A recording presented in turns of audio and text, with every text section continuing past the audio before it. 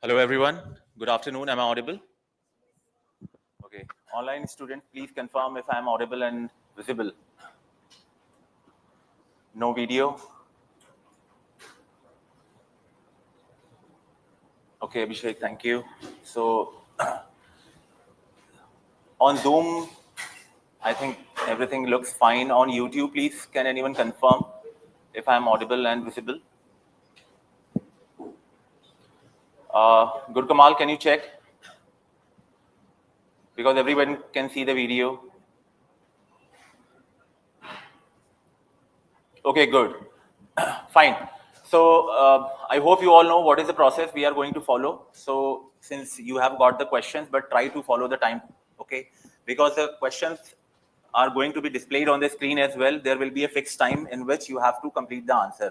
The main purpose of this camp is to make sure that you are able to write the good answer in the given amount of time. That is the main purpose of this test, right? Once the test is over, then we are going to start with the discussion. I will be taking the discussion along with me. Shoaib sir, who is an IRS officer from 23 batch, he will be the part of the discussion. We both are going to take the live discussion. But just a small advice to all of you, a lot of questions which we are going to put up in this test are based on the previous year's questions, but they are not exactly the previous year's question, but the idea will remain same. And many of you already have the concern, what if I don't have any content, then how to write a good answer, how to make your answer more valuable. So my simple advice is, do not only rely on the content which you have read or which you are going to refer from the notes. Try to apply the logic to deduce the answer. At least in next few days, we will make sure that you understand the demand of the question, the structuring of the answer, and what is the idea of value addition. And after a week or so, you will find in a very comfortable position where you will not, or you will be able to at least structure the answer properly, right? So focus more on the structure, demand of the question, why the question is asked, right? What could be the relevant introduction, conclusion. Take your time, no issues. Don't worry about the as far as the quality of points are concerned. In the beginning, focus on the quantity, how to generate the point that will come from the logical understanding of the question, right? So always think the broad aspect through. I'm sure you will be able to generate a lot of points, but anyway, you try, give your best, and after the test we will see how we can basically deduce the good answer. Best of luck. See you.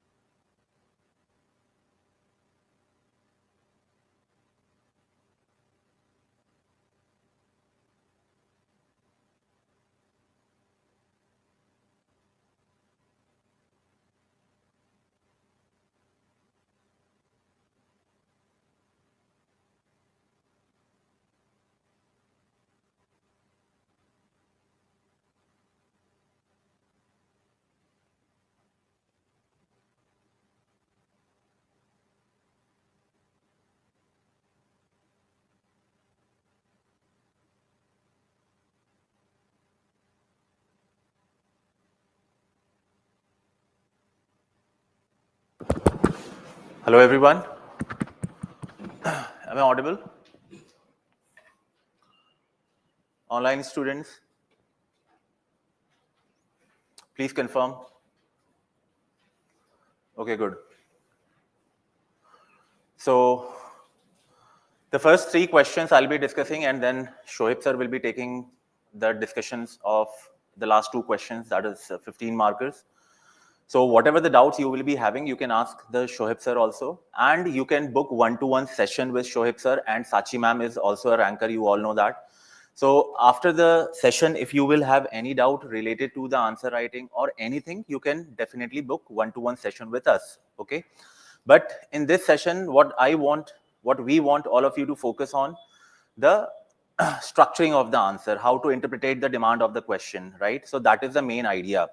Content तो यार देखो आप लोग के पास already होगा. If you are preparing your own notes, if you have been preparing the notes based on the previous year's questions, so I'm pretty sure you will be having a good notes, right? But the notes will not help you if you are not going to understand why the question is asked. What is the right interpretation of the demand of the question is concerned, right? So that is the one thing you need to understand. And as far as the notes are concerned, we are also going to have weekly session. You all know that. On Saturdays, Sundays, we are going to conduct the brainstorming session. That is a brainstorming of the previous year's questions. So those sessions are going to be very, very intense, where I'll be picking up, and the other faculty members, they will also be part of that program, where we will be discussing the previous year's questions. So basically, we will show you how to decode the demand of the previous year's questions, each and every previous year's questions, irrespective of whether they have been asked in last 5 years, 10 years, or even in 15, 20 years, right? Because many students have asked me questions of what is the point, what is the relevance of the UPSC questions, which is asked back in 2000 to 1990s. There are relevance, right? If you know how to identify those relevance. Because when you go through the previous year's questions, starting from the very beginning, you understand how the topic is evolving in the nature.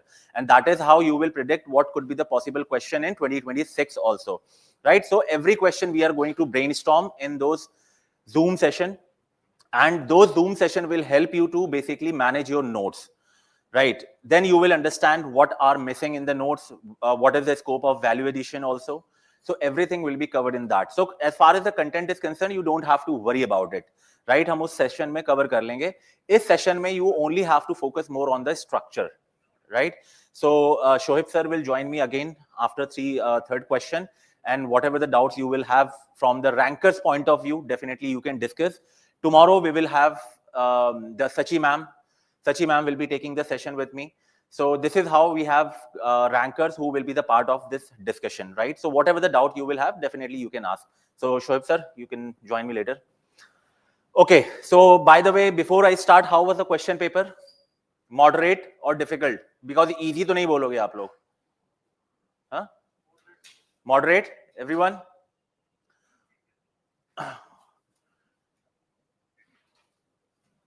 Okay, am I audible now?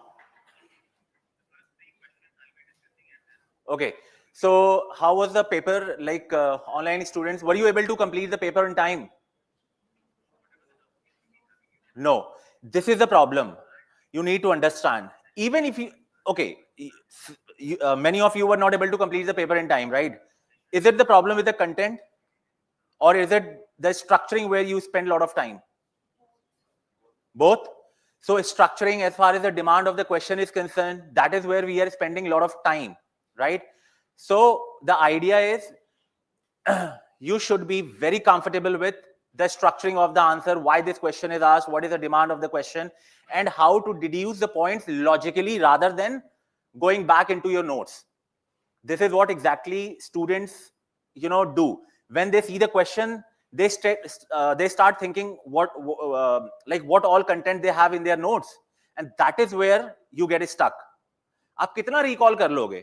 Just imagine yourself sitting in examination hall under that pressure, right? It is very difficult to recollect all the points.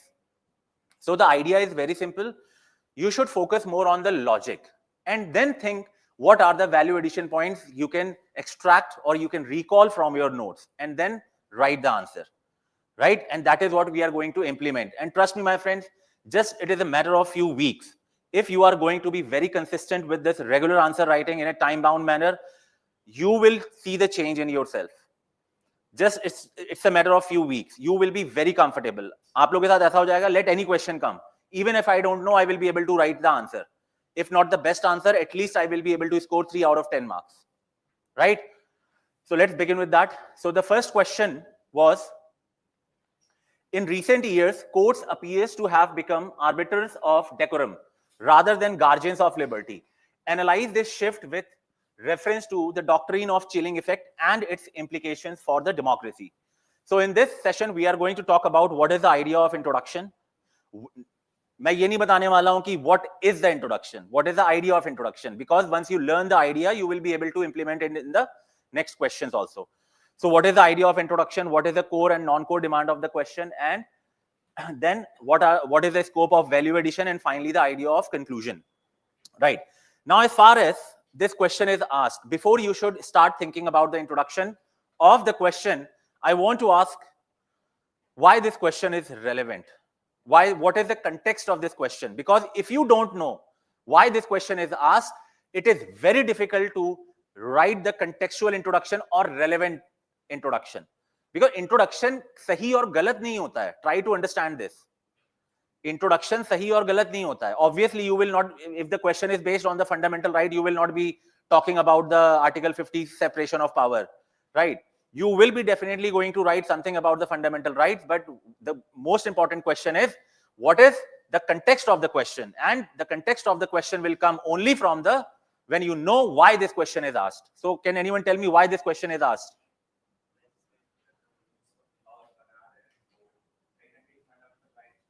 Legislatures का तो role ही नहीं है यहाँ पे.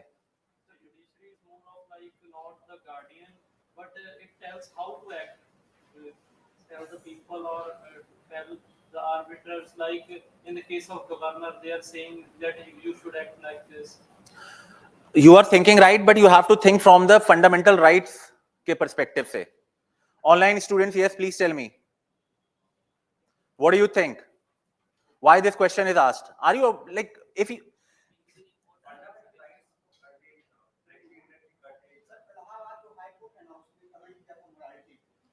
हाँ.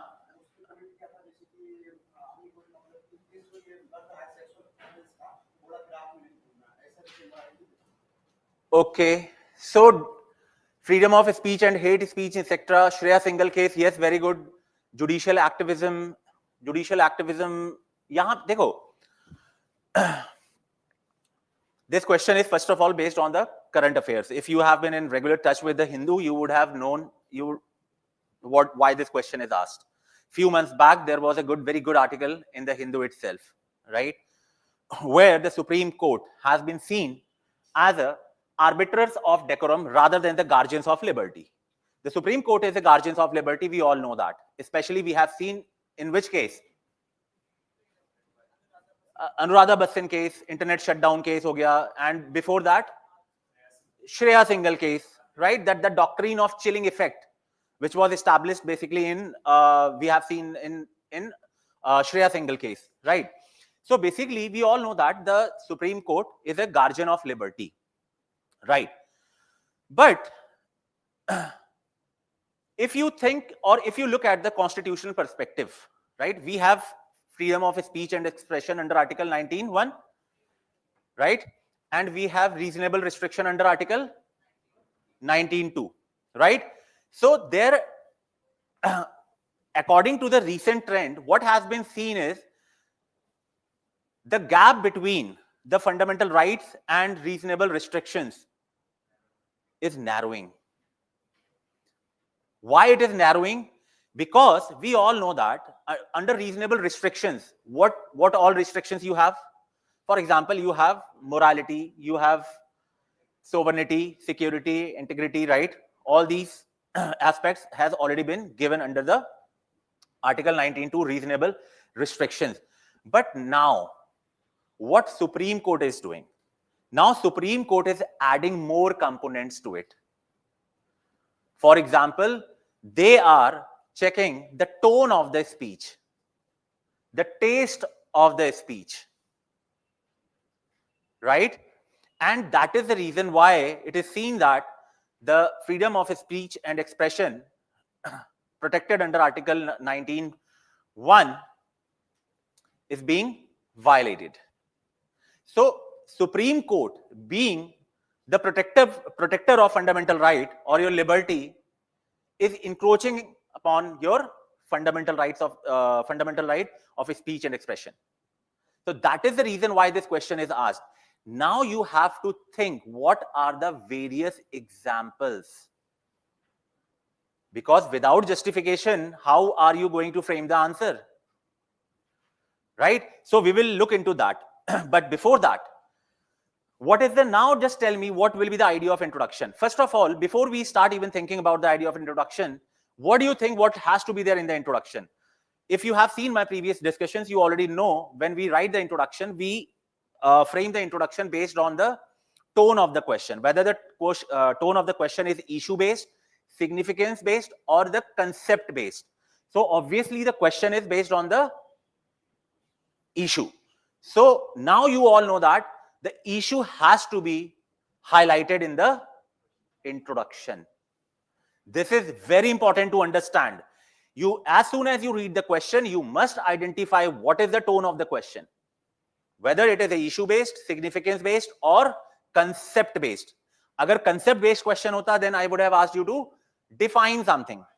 Define wala, right? Describe, define. But the question is based on the issue, so write down the issue. This is the idea of introduction. Is there any, what is the core and non-core demand of the question? What will be the structure of the answer? That is what I wanted to know. How many subheadings are going to be there? 2 subheadings. What are 2 subheadings?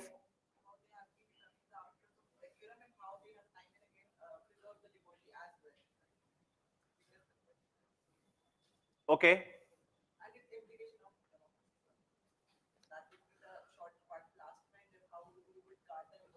Okay. So, so according to you, there will be 4 subheadings.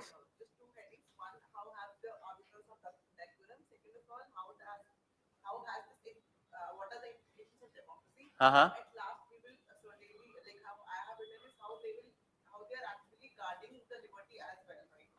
Okay, how they are guarding the liberty as well.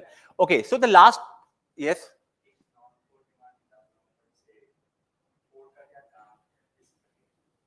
Yeah, 10 marker question hai. Forget about the non-core demand of the question, I would say, in as far as this question is concerned. Instead of core demand of the question, non-core demand of the question, I'll explain what you can write.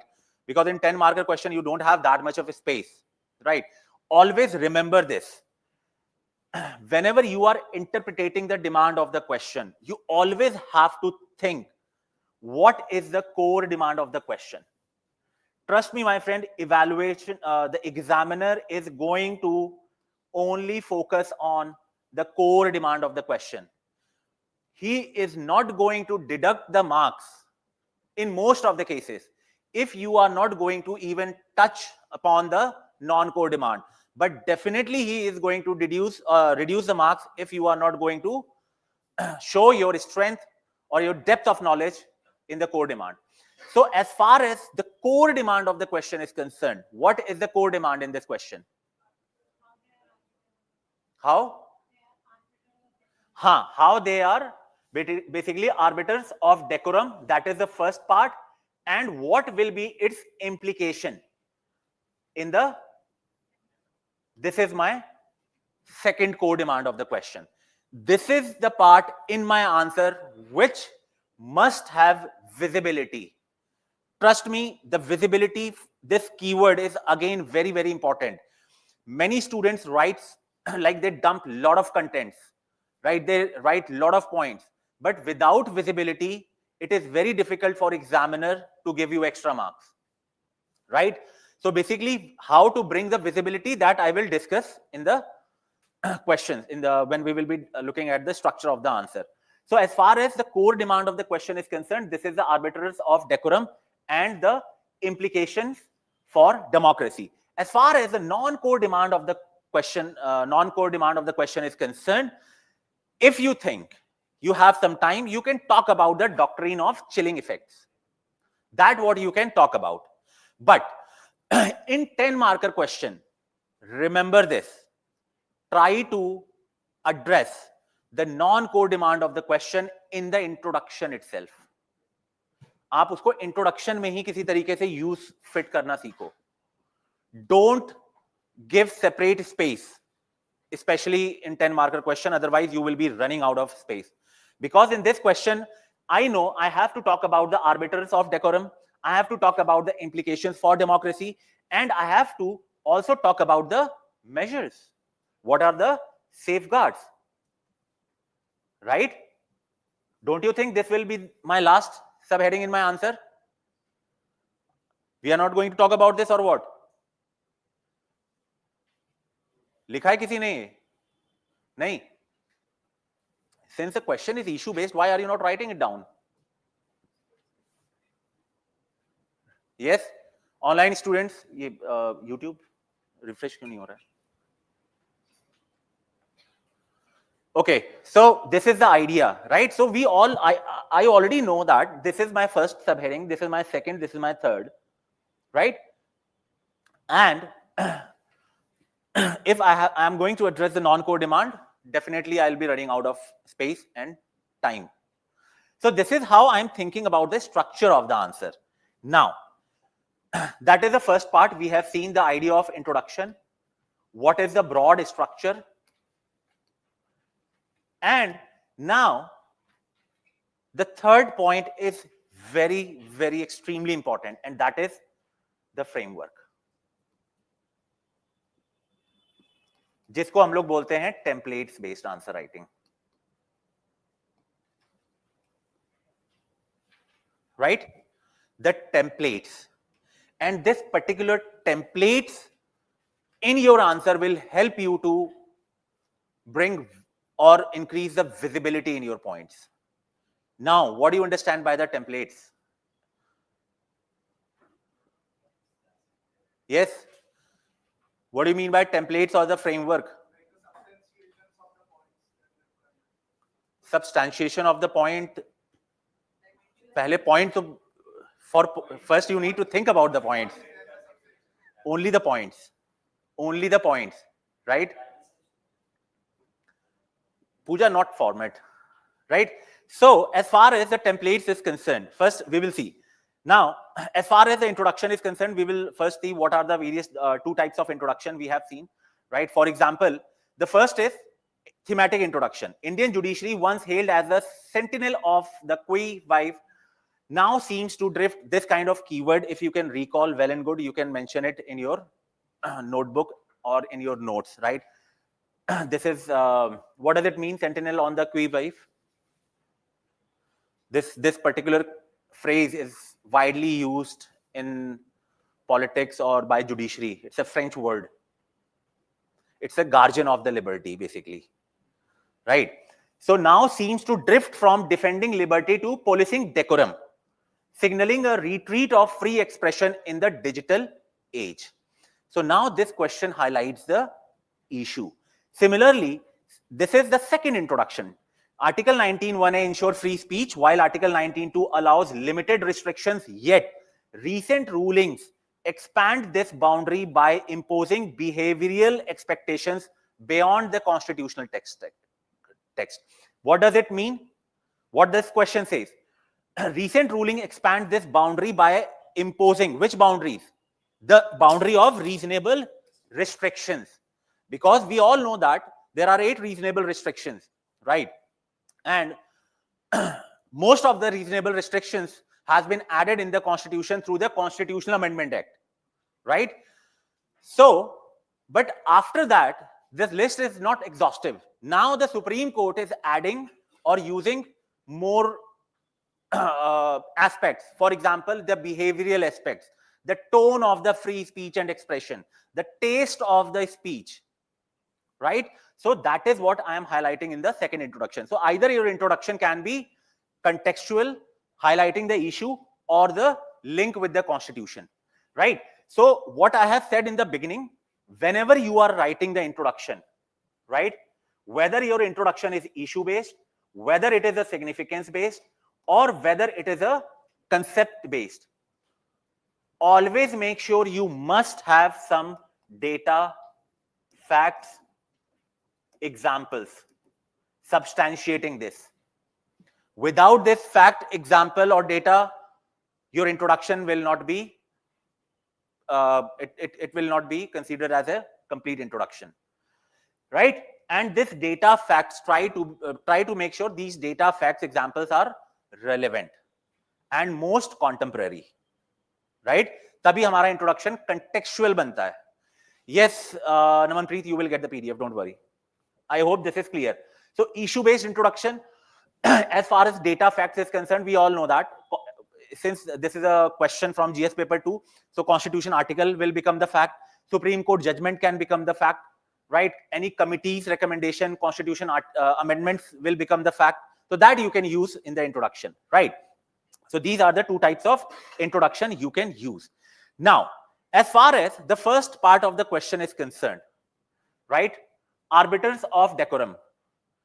Can anyone recall any case where the Supreme Court is seen reducing the gap between the Article 19.1 and 19.2? Any case?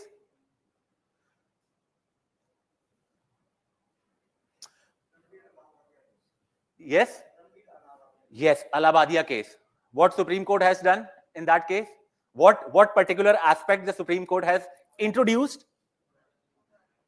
Morality, but Supreme Court has asked to check the taste of the speech or the expression, right? So very good. Allahabadiya case. What else? What is the other case?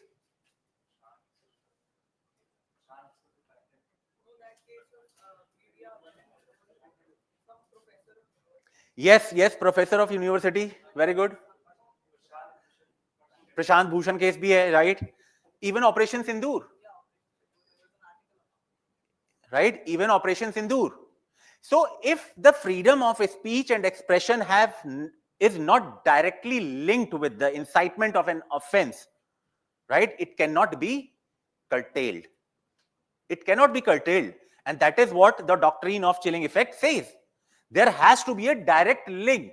Bhai, agar main kuch bol raha hu, if my speech or expression is linked to or is responsible for or if it is a threat to the sovereignty of a state, security of a state, if it falls under the category of defamation, right?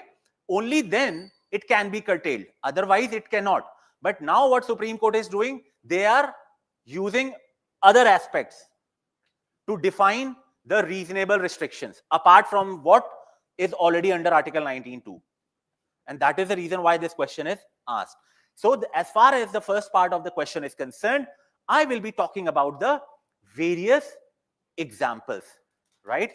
Various examples means,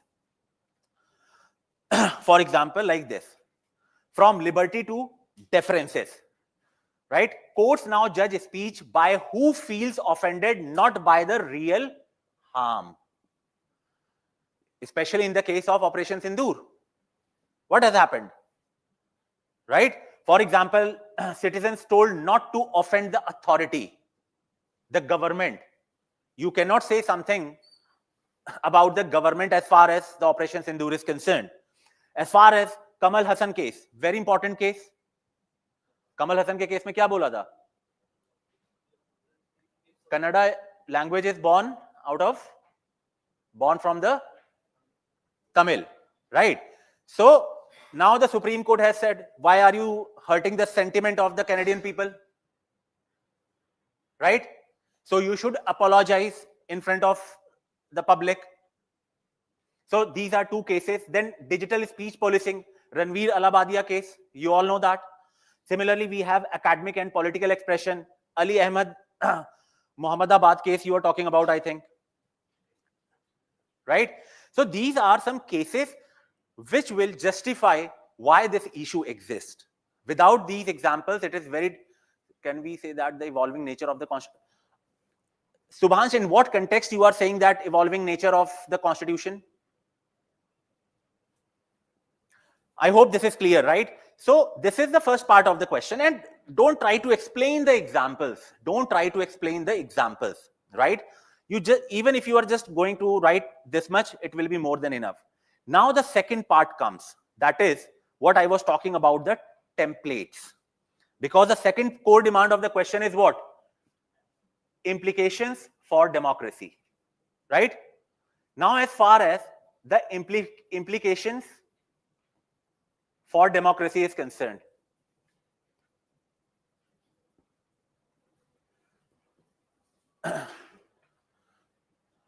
how many points you have written?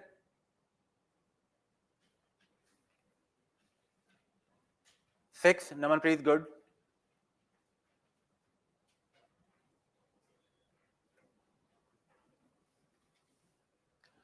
Okay, so when we say the templates or framework,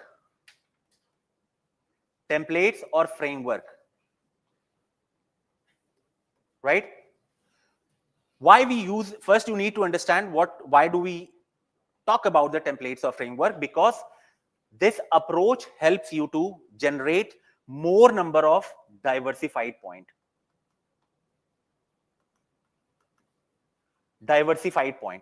Because see, I'll tell you one thing. If you will try to write 7 points, 8 points, or 9 points in your answer under one dimensions, I'm damn sure 3 or 4 points will be repeated. Language different hogi, but context same hoga, right? So, and especially, I'm not really sure how many of you have gone through the rankers copy, toppers copy. You will find they are writing 8, 9, 10 points, but all are different points. They are diversified points. So how to think differently, how to generate the point on different dimensions will only come from the templates, if you know. Now, as far as this second part, core demand of the question is concerned, can I break down this democracy word? Can we break down the democracy? What do you mean? I'm not asking you define the democracy. What all aspects are there as far as the democracy is concerned? Right? Democracy तो सब लोगों ने पढ़ा होगा, 8th 9th से ही पढ़ते आ रहे हैं. What are the various aspects? Yes. हाँ, different stakeholders. Very good. What else?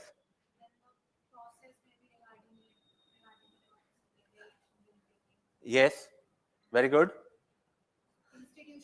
Institutions. Yes. Very good. Right. So this is how you have to think. Who all are the various stakeholders? Right? What is the process to ensure? For example, rule of law, separation of power, right? Then institutions who are responsible for this, right? Now this will help you to generate the point that how this attitude or this stand of the Supreme Court, where it is acting like arbiters of decorum, basically have implication on the democracy. Now, as far as the stakeholder point of view is concerned, who all are the stakeholders? Citizens. Very good. Citizens. Political parties. Right? Then your civil society organizations, NGOs. Right? Your media, digital media, press, they are the stakeholders, right? So now, if the Supreme Court will start interpreting the reasonable restrictions like this, don't you think it will have consequences at individual levels, right? Similarly, as far as the process is concerned, as far as the separation of power is concerned, rule of law is concerned, right? Abhishek, social economic political environmental, मतलब ठीक है, pastel approach लगाओ, लेकिन you have to substantiate also, right?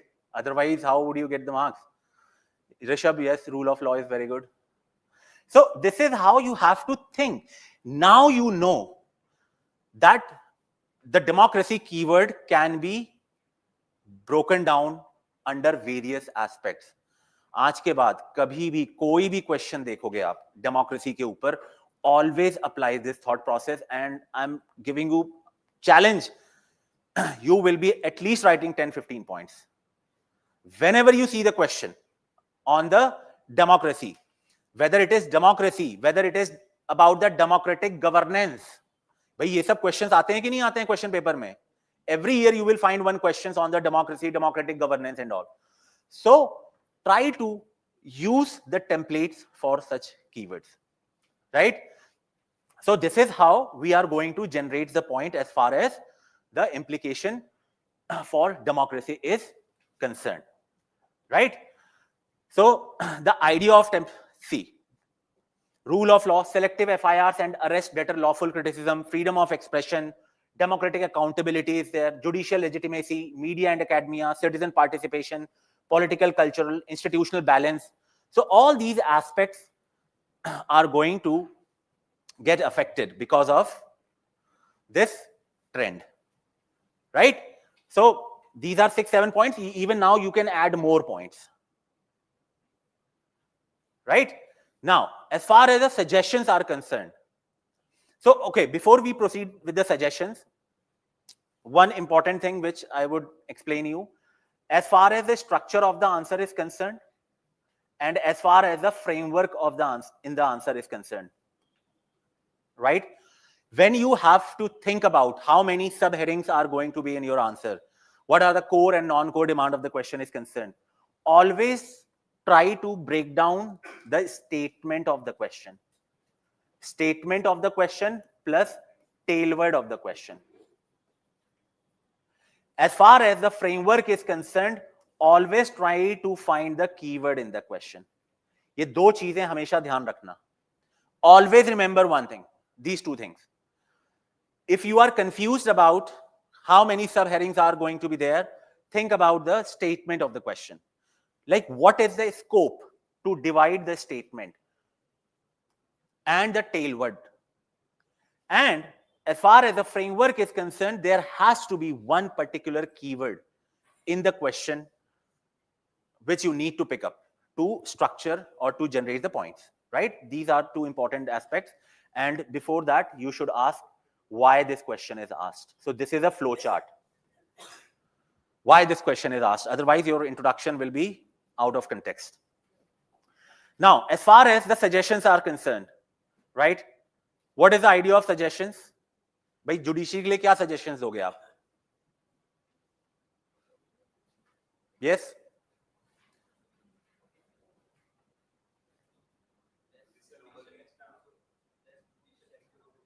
Check judicial activism.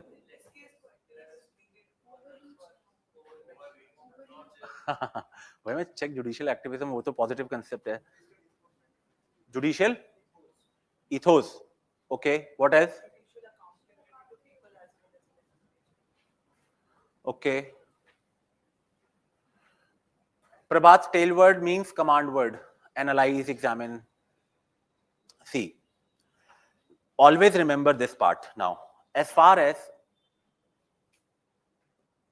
especially you have to think or take care of these aspects when you are preparing the notes.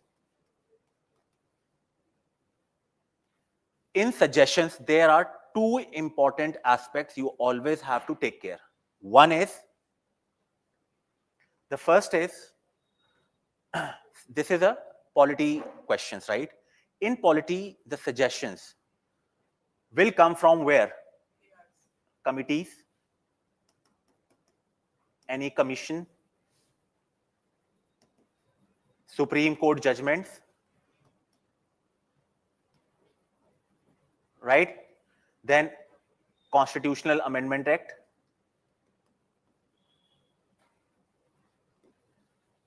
any best practices,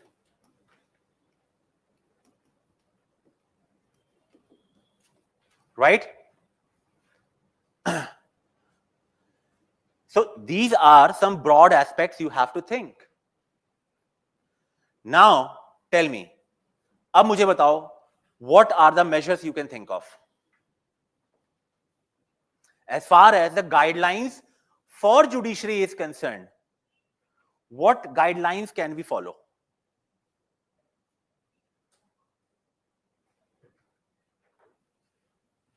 अभी आप लोगों ने starting में ही बहुत सारे case बताए थे. What? Constitution, uphold the constitutional morality. Okay. Now, so uphold the constitutional morality. What else?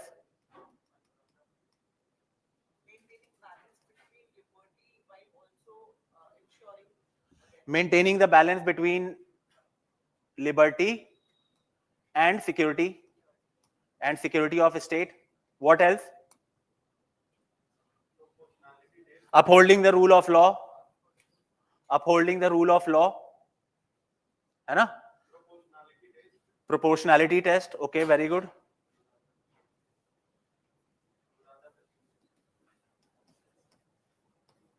Now, is this how you are writing the suggestions? Upholding the values. Okay, चलो values भी लिख देता हूं मैं. Now, this is the second part which I wanted to discuss. The first is you have to think from the various angle. So when you are preparing the notes, always think कि इसमें क्या best practices हो सकती हैं. Is there any Supreme Court judgments? Is there any committee, commission, law commission की recommendation है क्या कोई? This is how you have to think. Right? So first part is, second part, this is the most important part which you have to take care when you are writing the way forward, suggestions or reforms, whatever you say. And that is cause and effect relationship. Cause and effect relationship. Or you can say reference. For example, uphold the constitutional morality. How? This part is still missing.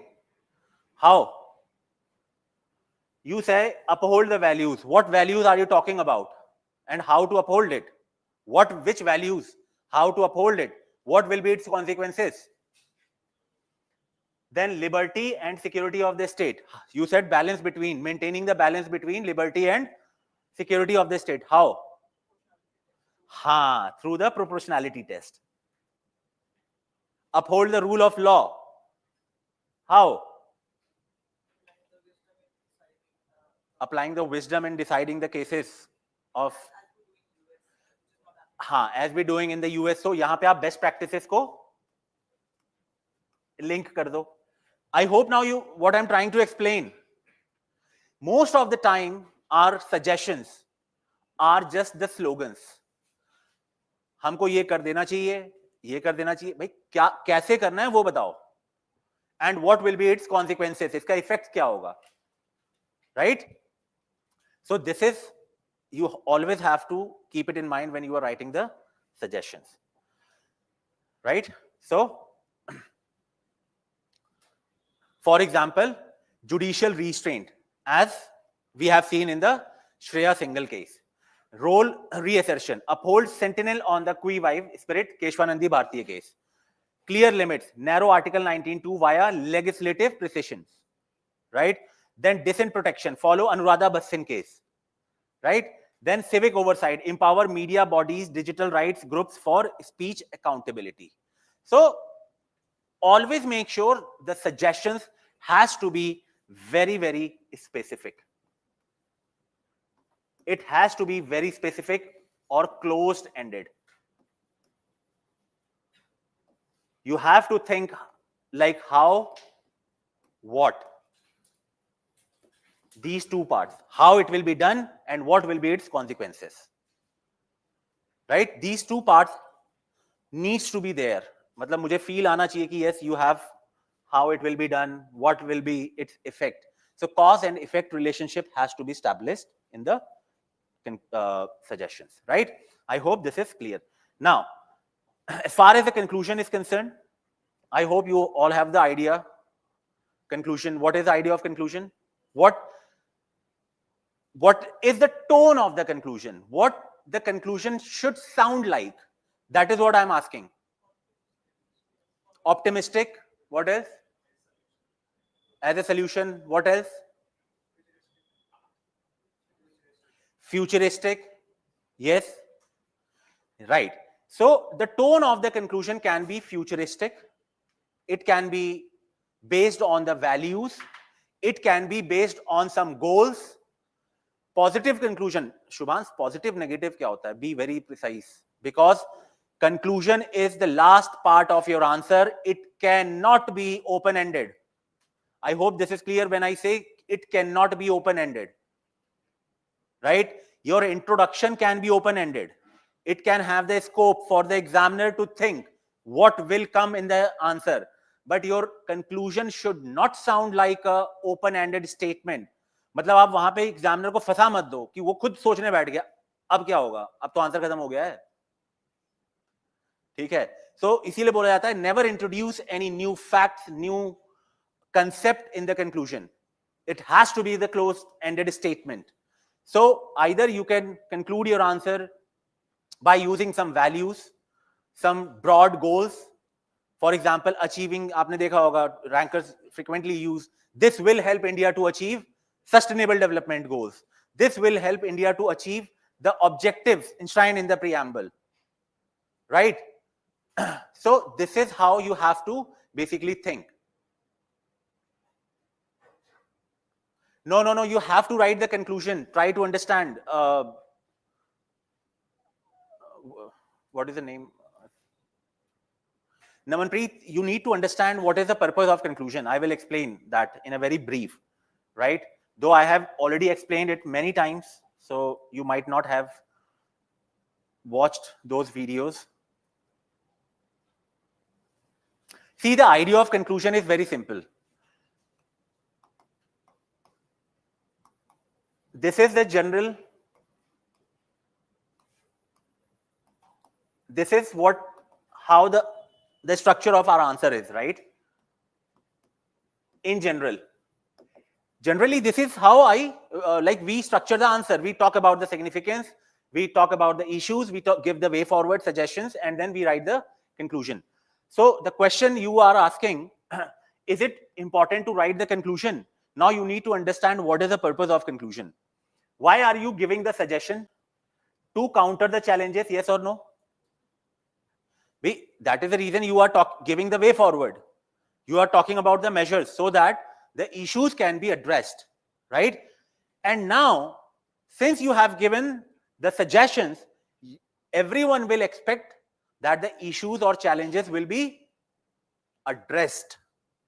भाई आप suggestion दे रहे हो तो हमारे जो challenges हैं, it will be addressed, right? And when the challenges will be gone, it will be addressed. Don't you think it will help us to achieve something, some broad goals? So what you will achieve in a broad term, that is what your conclusion should sound like. So even if you are writing a futuristic concluding remark, even if your tone of the conclusion is some measures, because many students uses the best practices in the conclusion, but they forget to talk about how it will help, right? So for example, we are talking about the waste management. So many students will write, India can adopt the Germany model for the waste management, or India should adopt the Germany model for the waste management. Now, don't you think you have created a question in the mind of examiner? क्या है भाई Germany model? होगा क्या उससे? Feasible है कि नहीं है? Right? So don't do this. Right? So you have to think. Basically, you have to link what will happen, and never ever leave the question in the mind of examiner in the conclusion at least. भाई बीच में जो करना है करो आप, conclusion में नहीं. He should feel complete कि हाँ, now the answer has been completed. We should move on to the next question. Right? I hope this is clear. So these are the three types of conclusion. Constitutional ideal, free speech must remain the first principle of democracy, not its casualty in the face of offense or outrage. We can highlight the judicial role also, like courts should act as a sentinel of liberty, not arbiters of sensitivity, reaffirming the Rangarajan and Shreya Singhal, Spirit. Then philosophical note pe, as Justice Chandrachud said, the danger to freedom often comes not from direct bans but from fear of speaking. The goal is to end that fear. So either way, so see, if you are not preparing any template for the introduction, I am absolutely fine with that. But at least make sure you prepare the template for the conclusion for each and every topic. यार polity में हैं कितने topic? Fundamental rights हैं, philosophical aspects of the constitution है, DPSP है, fundamental duties है, separation of power है, judiciary है, बेसिक स्ट्रक्चर डॉक्ट्रिन है, पंचायती राज इंस्टीट्यूशन, एग्जीक्यूटिव है, इलेक्शन कमीशन ऑफ इंडिया, गिन के 15 टॉपिक हैं. At least try to have 2 to 3, yes Sushant, at least have 2 to 3 phrases, quotes for each and every topic. Trust me, it will help you a lot when you will be writing the mains next year. Right? So I hope this is clear.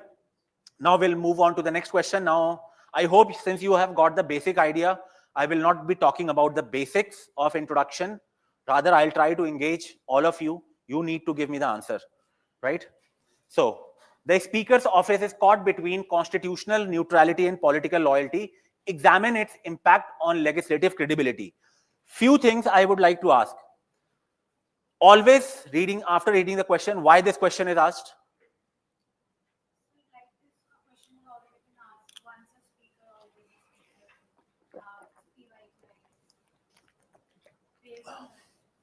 So introduction में क्या लिखोगे आप? Because the answer of this question, why this question is asked, will be your introduction.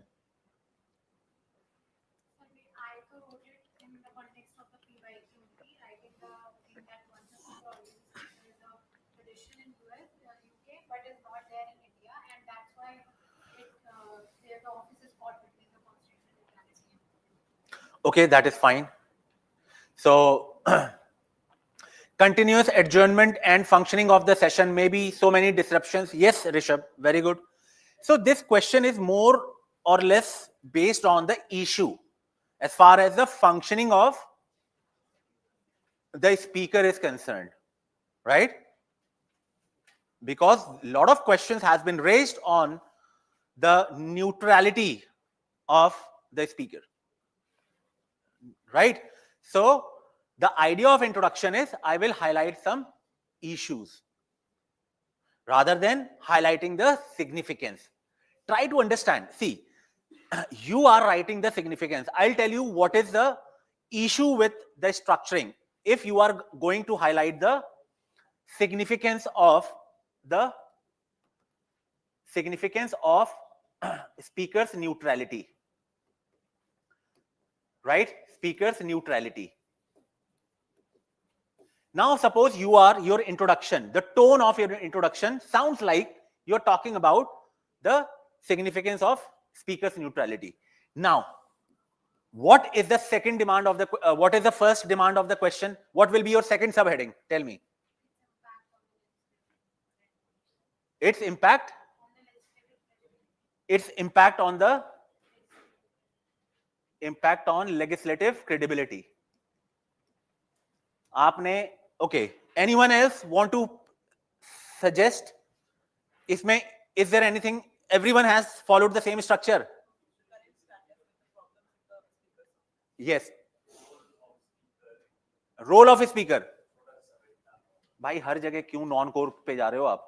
Role of a speaker. Okay. What else? She is saying we need to talk about some issues. यहाँ पे हम लोग issues भी लिख देते हैं. चलिए. Role of a speaker, then issues, and then impact. What else? Measures भी आएगा, right? Suggestions.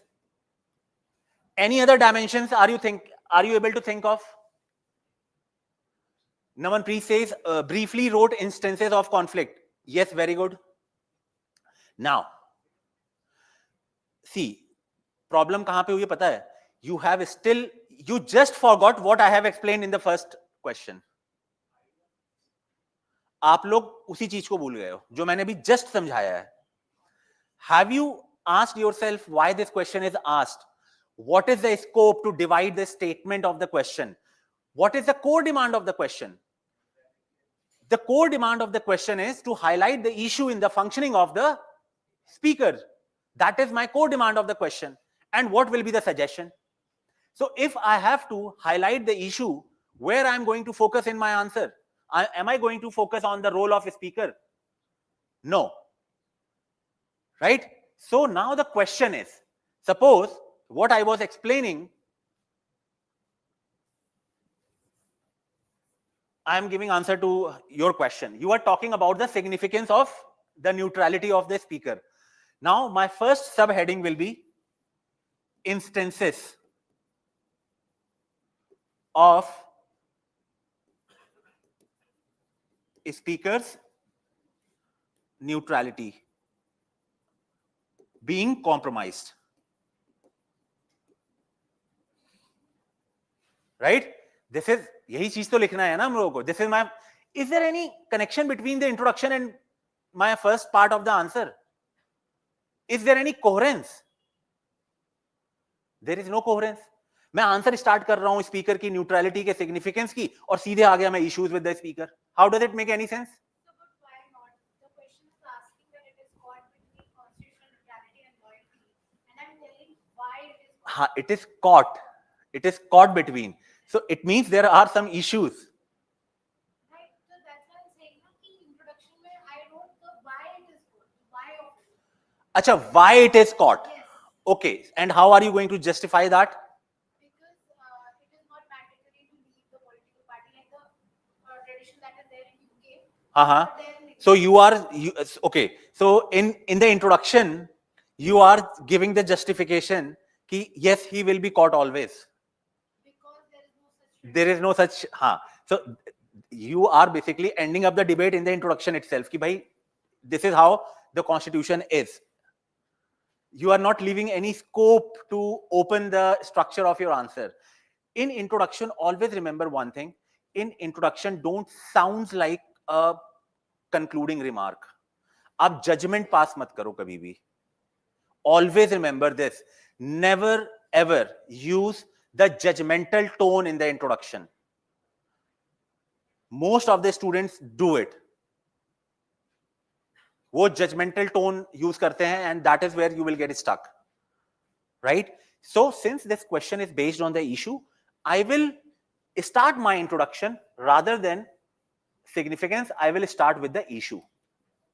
And if I am not able to recall any particular issue or instances of the speaker, which I believe very hard, I think you must be having some examples, right? That is fine. Even if it is old, कितना 10 साल पुराना थोड़ी ना लिखोगे, उतना तो पहले पढ़ा भी नहीं होगा आपने, right? So issue based, right? Now see how the structure will become. There is a coherence, right? After I'm just giving a glimpse in my introduction that this is what I am going to discuss in my answer. I have given a glimpse to the evaluator about the issue, right? So Udita, can we write about the convention parliamentary tradition of choosing a speaker from ruling government even though there is no such established rule? You can write it down, no issues, but again, this will be more appropriate way to write the introduction, right? And मैंने क्या बोला था कि after talking about the context, you can use some data and facts. For example, you can talk about the articles. Which article? 93, right? 93, 174, these articles you can talk about. And also you can give some example. For example, which bill? Aadhaar, right? And you can use Aadhaar. So this is the idea of introduction, as simple. Now, delay in deciding anti-defection petition, example, Maharashtra 22320, Manipur, very good. Yes, Namanpreet, that is what you have to write down in the second part of the question, right? Now, as far as the second part of the question is concerned, what are the various instances, right? What are the various instances? Now you have to think again. Can we apply some logic to generate the point? Can we apply some logic to generate the point? Is there any framework? Yes. Very good. What is the function of, just imagine, then what are the different levels, right? Different aspects as far as the functioning of a speaker is concerned, where you can raise the question on the neutrality. Very good. Suspension. Yes. For example, anti-defection law, as far as the legislative function is concerned. For example, yes, certification of bills, for example, money bill, maintaining the decorum in the house, right? As far as what else? What are the other functions? Huh? हाँ वो legislative आ गया ना. What about as far as the committee is concerned? Presiding, even establishment of committees and all. Yes, as far as the committees is concerned.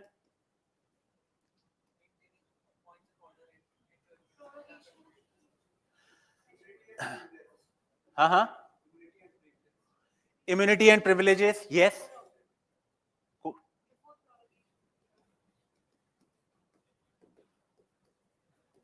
Right? So now you, अब मुझे एक चीज बताओ, if you are not able to think about the examples, at least you can write the points. You all, if you are in allegation of electoral theft can be mentioned, yes. Electoral theft, can you, Shelly, example? Right? Electoral theft, are you talking about which example दीजिए please? So now these are the various instances where the role of a speaker has been questioned as far as the neutrality is concerned, right? Yes, because the speaker did not allow. As far as the time allocation is concerned on the debate, time allocation is concerned, for example, the time allocation on the data protection bill, farm laws, there was, yes. So these are some various aspects we can talk about, right? Under the first part of the question, that is the various instances. Now the second core demand of the question comes, examine its impact on the legislative credibility. Now, legislative credibility. Now tell me, can we divide this legislative credibility? Is there any framework, are you able to think? Or template?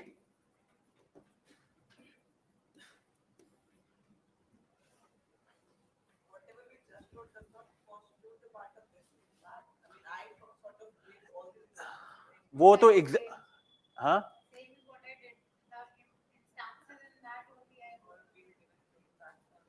Okay. What, as far as the legislative credibility is concerned, see, if you want to write both the things, you can write. On left side, you can give examples, specific examples. On the right side, you can talk about the impact. That you can do. That is. The instances we just discussed are sort of an impact. Now, for example, disturbing the very house of business. Yes. Right. Right. Unjust discretion. ठीक है. The merit of the Aadhaar bill ended up restructuring lot of tribunals. Again, I wrote the impact part itself. So, okay, I'll tell you. One thing, let me explain. What you might have missed, right?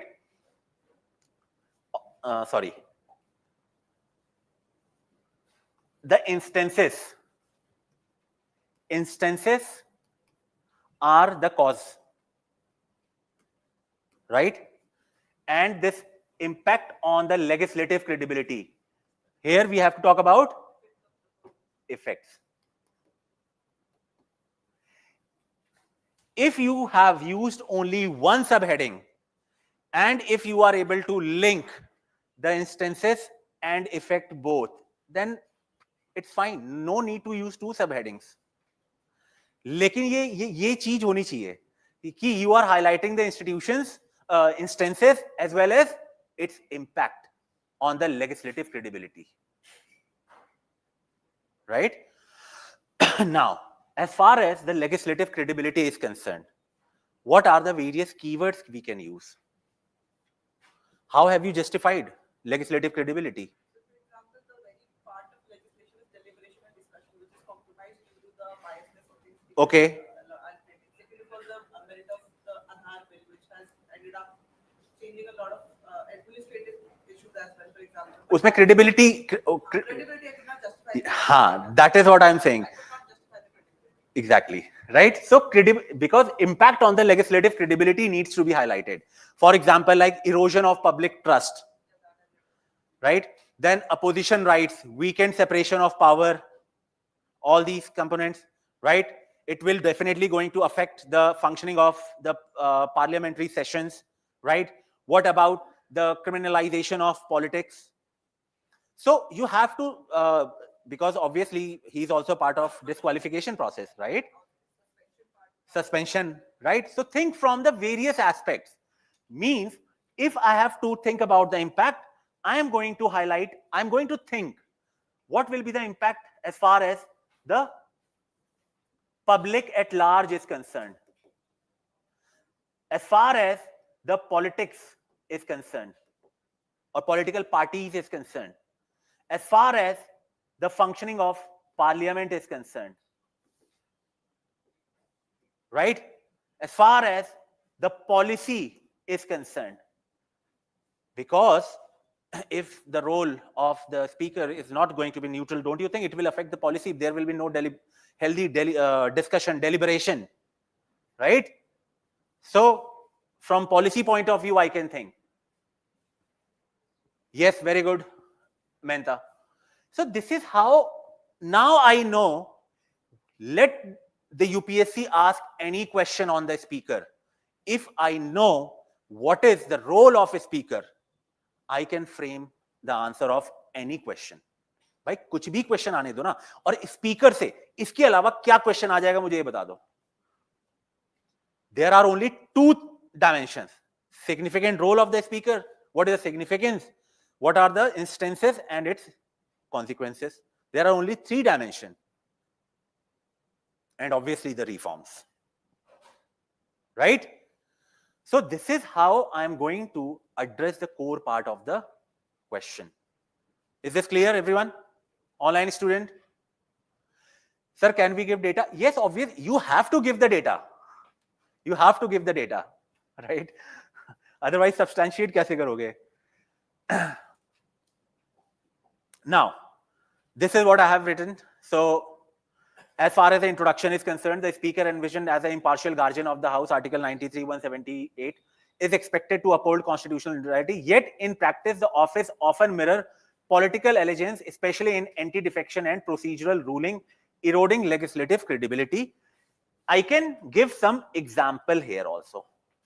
For example, Aadhaar Act, passed as a money bill, right? Now, these are some various examples. The different level, right? Different level we have thought. As far as anti-defection law is concerned, money bill, legislative business, committee, disciplinary power, speaker's election and removal. So you all know that. Then impact we have seen at democratic level, at checks and balances, federal level, accountability level, constitutional level, public level, right? So this is a framework you have to think. Shelly, you will get, don't worry, all the PDF you will get. Any way forward, bataiye? Specific way forward has anyone written as far as the functioning of speaker is concerned? वो सबने लिखा होगा. Mandatory resignation as in UK. What else? Any committee बताओ कुछ यार, ये सब चीजें बताओ. Election by consensus, yes, good. What else? कि हो तो hold one case. It was related to anti-defection law, ना? हाँ, so उसमें speaker की neutrality, like कि हो तो hold में तो बस ये बोला था कि yes, judicial review is possible, right? if the speaker is deciding the cases of disqualification, then it is not out of review of the judiciary. Independent tribunals as per the Supreme Court or for anti-defection cases. Yes. Independent tribunals, शायद किसी और ने भी बोला था. हाँ, second ARC भी, I think they have said about the independent tribunals. Right? So now you got the idea. If you don't have, think from the committee point of view, any commission, law commission, second ARC, best practices, right? 4 points, only 4 points if you have solid in your way forward, if examiner will give you the marks. He is not going to count the number of points यार, वो count नहीं कर रहा है बैठ के कि अच्छा 5 पॉइंट लिखे हैं इसको आधे नंबर कम दूंगा, उसने 4 लिखे हैं तो उसको आधे और कम दूंगा. Right? He is checking the quality of your answer, how specific points you are writing, to the point. Right?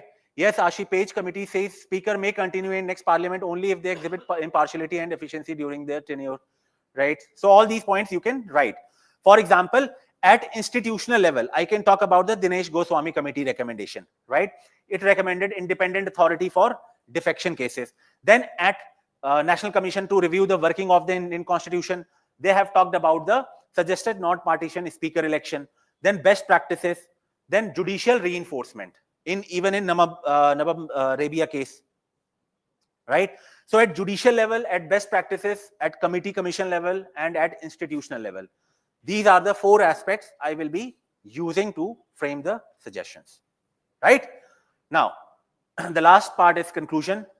Again, for such kind of conclusion, speaker's chair should be the seat of conscience, not convenience, or either restoring neutrality is vital to preserve legislative dignity and democratic legitimacy. So these are some phrases I have picked up, which you will get in the PDF. So no need to write down right now.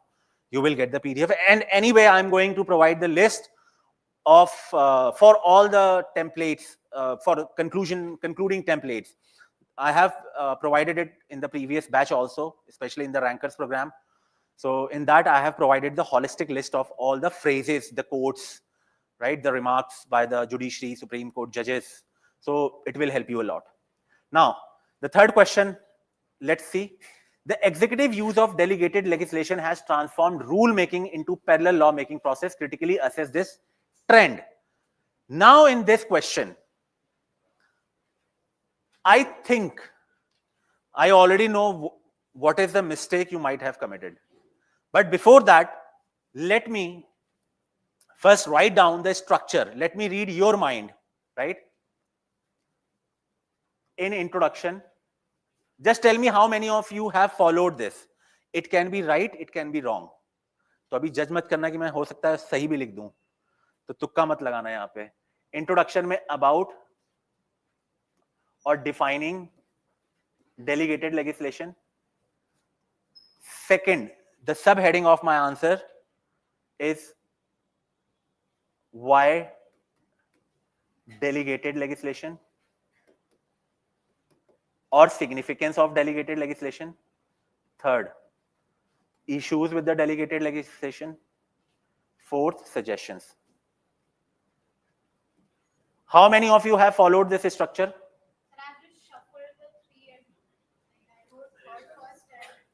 Okay, you have wrote the okay, you have shuffled it. What else?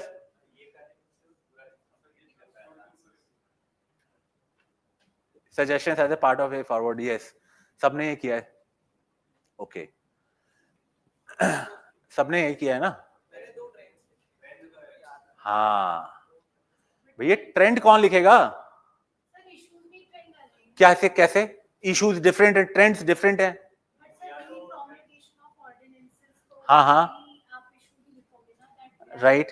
अच्छा, trend and issues you have highlighted in the same part, but trend you have highlighted ना?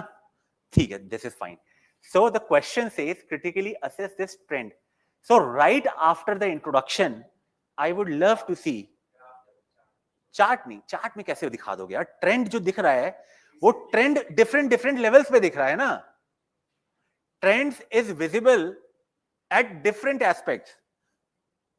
For example, at ordinance level, right? As far as environment protection is concerned, as far as where there is a vacuum in any particular law, in any particular framework, right? As far as the digital media is concerned, for example, like IT rules and all, right? As far as the pandemic is concerned, right? तो यहां पे आपको देखने को मिल रहा है ना trend. So this trend has to be highlighted rather than writing the significance, right? Introduction mein what all you have highlighted? Definition?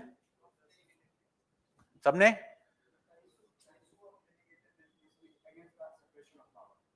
Okay.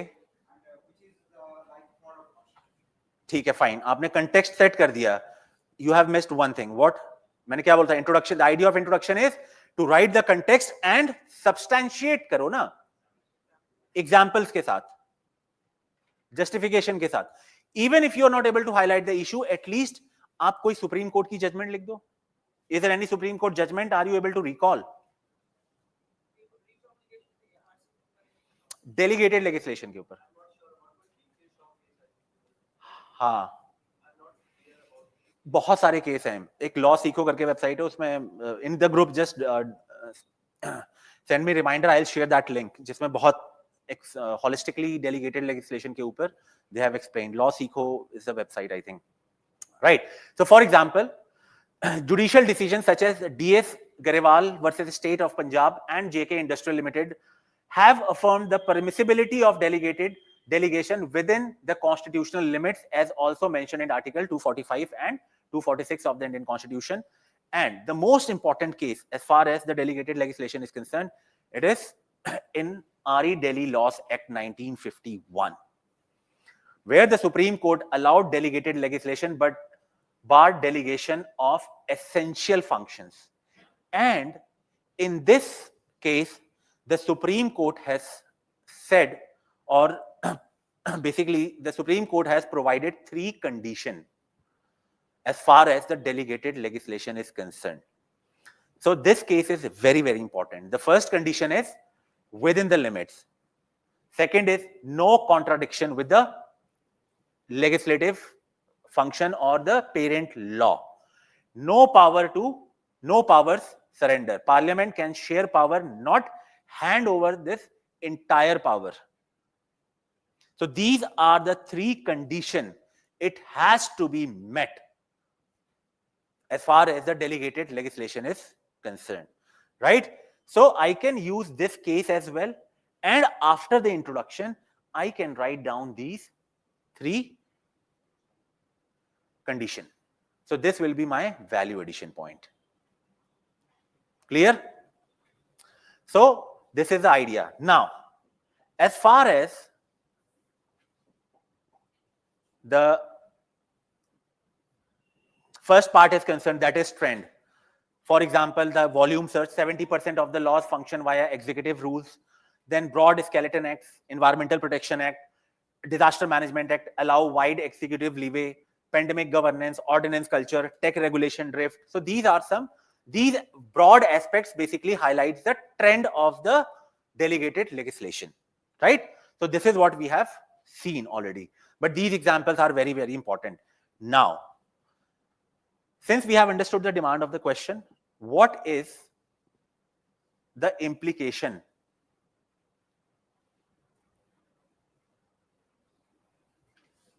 What is its implication? Question says critically assess this trend, right? So when we are highlighting or when we are going to discuss this, critically assess का क्या मतलब है?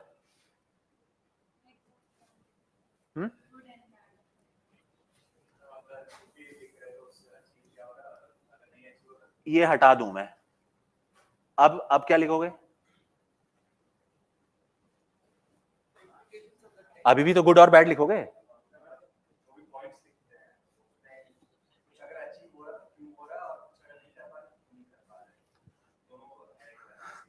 देखो, critically का बस इतना मतलब समझ लेना, because this assess is also a critical command word. assess is also a critical command word. जैसे comment, assess, analyze, examine, right, evaluate, these are all critical command word जिसमें आपको yes or no लिखना होता है. When I use the word critical, it means just more depth. Just more depth. How are you going to highlight the more depth? Through some examples, data, facts. हाँ, कि वो कहाँ utilise हो रहा है, कहाँ नहीं कर रहा है, उसका क्या इम्पैक्ट पड़ रहा है. You are going into more depth, basically. That is what exactly the critically means. चाहे वो critically discuss हो, चाहे वो critically examine हो, चाहे वो for example critically explain आ गया. What will you do? Critically explain. Are you going to write positive and negatives also? No. Explain is a descriptive command word, right? So we should be talking only about in-depth explanation. That is what the critically means. I hope online students, is it clear to everyone? Right? Good. So now, executive's use of delegated legislation has transformed rule making into a parallel law making process. Critically assess this trend. Now, since we have seen the significance or the trend, is there any templates we can generate when we are going to talk about the critically assessment, negative part, or the consequences or the implication of this trend? Implication of this trend. What are we going to talk about? I don't want the points. I want the broad framework. This is what I want to teach you.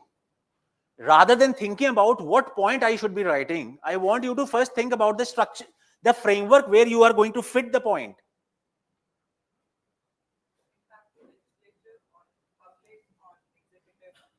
Okay, from the constitution point of view, think. I want you to think. From the constitutional angle, from the institutional point of view, from the accountability point of view. Right?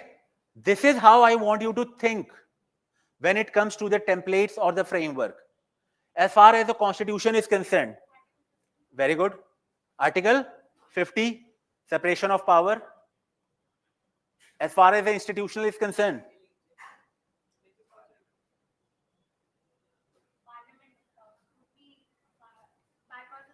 yes, bypass against the parliamentary sovereignty.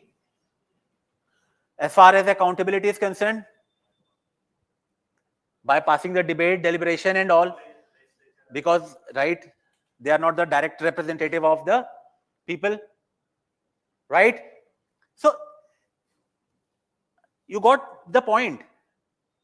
Points बाद में सोच लो यार, मैं क्या बता रहा हूं कि एक बार स्ट्रक्चर आ गया ना, you can create n number of points. First, think about the broad framework, the template. And this is exactly what we are going to do in the brainstorming session also. For every topic, we will be dealing with the templates only. Points आप कहीं से भी ढूंढते रहो, I don't care.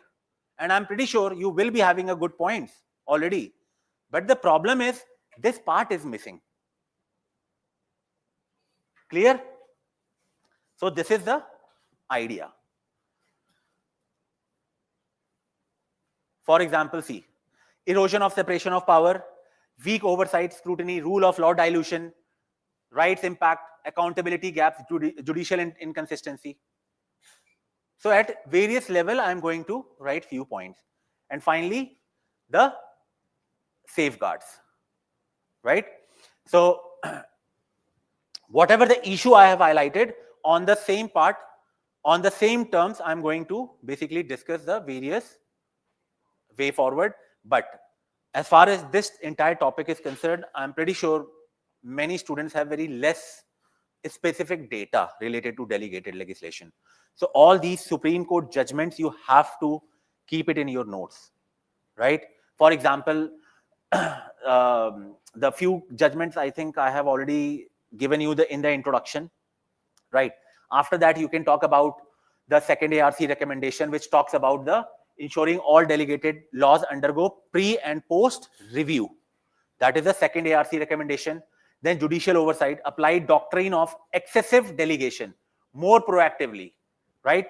Delhi Laws Act ka case hai. Then mandatory time limits, sunset clause, right?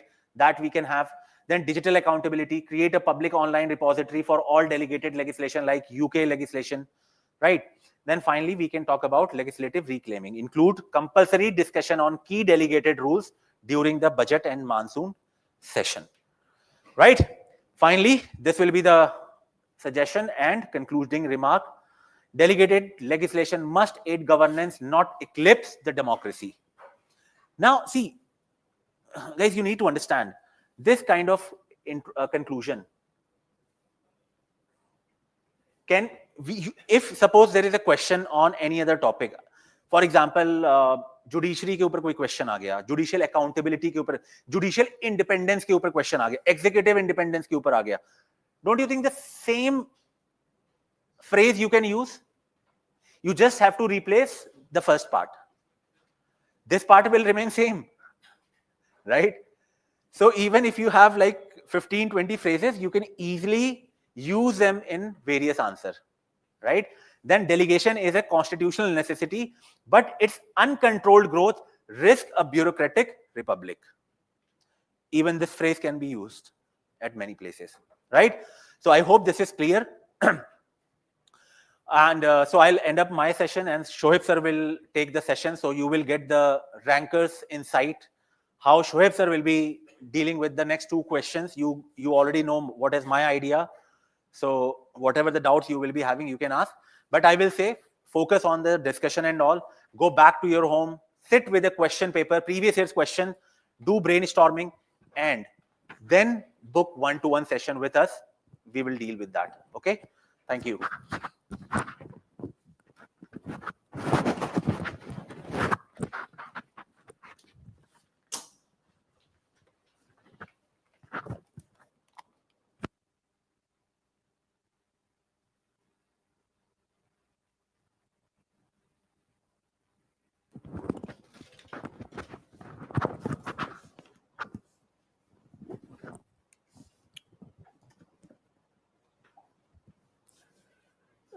Good evening, everyone. How was the session? Okay. Anyone who's having this doubt that this was too much to write in an answer? Okay, you. Anybody else? Be frank, okay? It becomes difficult when you're writing 20 questions and it becomes to put that much of information. So anybody who's having that kind of doubts, yeah, you, yeah. Go ahead, feel free. Yeah. So, okay. Right. Okay, last questions felt difficult. Yeah, it's okay. I'm not talking about the general one question. I'm talking about general perspective. That the amount of content that was discussed, sometimes it becomes too much. But gradually, first thing I would like to say is gradually you will get to that level. You won't be starting first day and you will be thinking that I'll write all these things. Obviously, sir is that much knowledgeable. He has accumulated that much knowledge. So obviously he'll put more content on it and you will get better with time. First is that. And second is, if you're not attaining this level, don't be afraid that you won't be getting marks. If you write simple answers, if you write the demand of the question, what is asked, then you will get marks. I'm not saying you'll get the best marks, but you'll get marks. That's the overall idea. Any other particular doubt which was there related to these questions? Like, I'm more talking about general doubt about answer writing, which was discussed. Anyone? Okay. Right. Okay. That was felt during this discussion. What you have written right now is not related to the code demand. Okay, that's fine. I'll discuss my questions and I'll try to focus on this part, that how you can analyze the code part of the demand. Any other question? My doubt is not this question, but the main experience itself. I mean, Okay. at that point when I was writing again, this was happening first of all. JS Manual, JS Train. Mm-hmm. So at that point of time, demand, not very sure, but at times this divisioning to subheadings became so difficult because again, a subheading I might know, but the points under that I might not know. So Okay. I felt like I was sort of repeating in certain questions. So I'm very skeptical as if how much would that lead to score in the paper or something.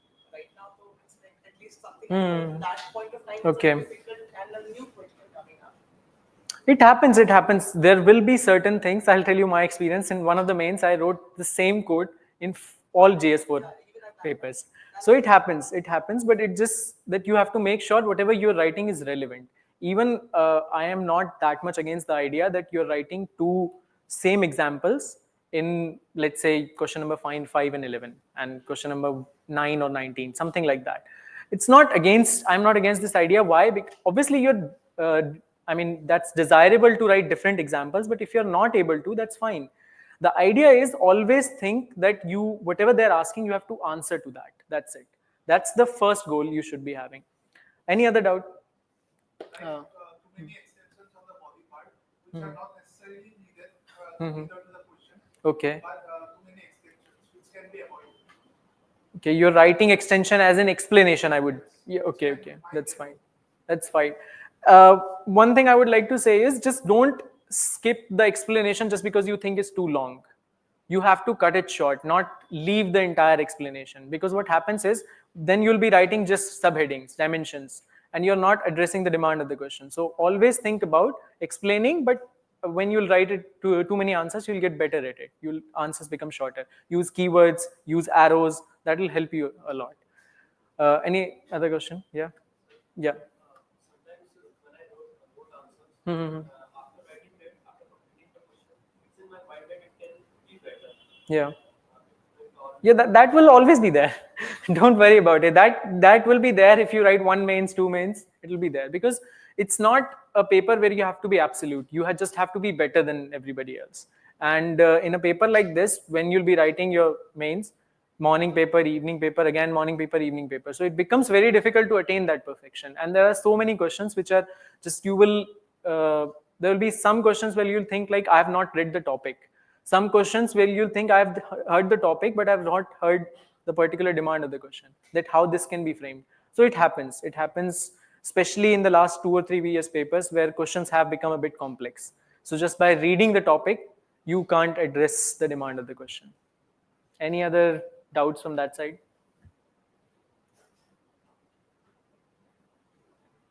Okay, online doubt is there. A lot of wording difference is there. Or language is not an issue. I think if you're writing a very general language, that's also fine. Okay. You don't have to use multiple words, quotes. I don't support it a lot. Obviously, if you can, that's your choice and that's a plus point. But it is not a necessity to write quotes. That's one thing I would suggest. And well, if you have addressed the demand, you will get marks. Don't worry about it. Just don't think about the content which was put. Just think about that what was the answer of the question, and from the discussion which was done by the sir, whether you are able to get the answer which was required in the question. Just think about that. Don't think that I have not put that much content, so I will get 1 mark or 2 mark. That's very negative way to think about things. That's your answer, Rishabh. And what else? Any other doubt? No doubts? I'll start with the discussion, but I would just highlight one thing, that my discussion will be very plain. I won't be using any data, any judgments. That's up to you guys to, you have already developed your notes. You use that content from that. I will just tell you how to quickly see a question and think about an answer. Very quickly, like 30 seconds, 20 seconds. And how to prepare such type of thinking over a period of time. That will also help you in note making, because you will see, note making is done how you will see a topic and you will think what I will require to write an answer, and that should be there in your notes. And that you can see PYQs for that matter. For example, inclusive growth, there's a lot of topics, subtopics for sustainability. So there should be something written to sustainability in your notes. Financial inclusion is another factor. I mean, that's how you're going to prepare your notes. Okay, so I'll start with the discussion. Okay, This is the first question. Anyone who has written something about this question, please. Because I want it to be interactive. You'll say something and then I'll give you my views. Probably I'll learn something from you. So start. Anyone? Yeah, go ahead. I started with how Indian federalism is different from the federalism of the US. Okay. Then basically how the federalism in the constitution is different, and in reality, but it is becoming more unitary. Like Okay. this issue. Yeah. Anybody else? Yeah. I've started with the case where Connie put, and then I wrote how Indian Constitution has certain instances, including articles, which provide for Indian federalism, federal structure. Right. And then, as the statement mentions, that it is more through institutions. So that in that, right, yeah, in that I've written about NITI Aayog, I've written about GST Council. Just give me the frame. Yeah, that's it. So first you have talked about constitution. So first I've written about how it is constitutionally mandated, then about institutions. Okay. And then in the ending, I've written how the very core of it is through the constitution itself. Okay, fair enough. Anybody else? Mine is similar to one. Okay. I wrote the cooperative federalism is the core of it and in the introduction. Mhm. And then I wrote the various institutions that are carrying it and then how constitution is actually also Okay, in the base. fine. Yes. Mm-hmm. Mm-hmm. Mm-hmm. Okay.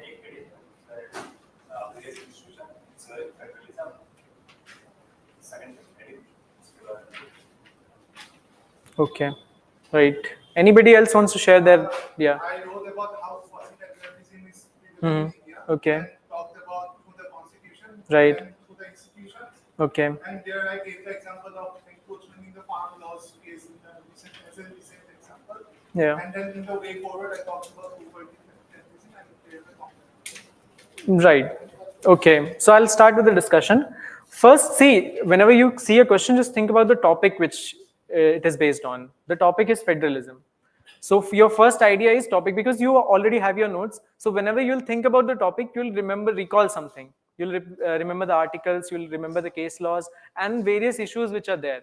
So you must be making notes like this, that there are 10, 12 pages, 20 pages of federalism. So whenever you see something like that, you'll recall those 20 pages, whatever is written, because you will become that much pro in it. You would have been revising that and you will be revising that for 10, 20 times. So you will remember everything, how it is. So that's why it is important to think about a topic. So if I'm thinking about federalism, I'll think about the case laws, I'll think about the article, part 11, something like that. Okay. So that's the basic idea, to think about a topic. And then think about the keywords which is there. And keywords is not the big words which are there in there. For example, more is a very important keyword, because if you miss it, that answer will be structured in a different manner. So it becomes very important to think about these things. More becomes important, and institutions and constitution. So the basic idea of the question is that India has federalism, and right now, earlier, because it is saying right now it is more run through institutions which are there. Earlier it was more through constitution, philosophies, articles, these things. It was more. Now it is through institutions. That's the basic idea. So how you will structure it? Okay, that's the demand you have understood. Now you have to structure it. Simply how you will structure it. Because it is saying now more. So that's the core demand of the question. Okay, so think about that only. That's it.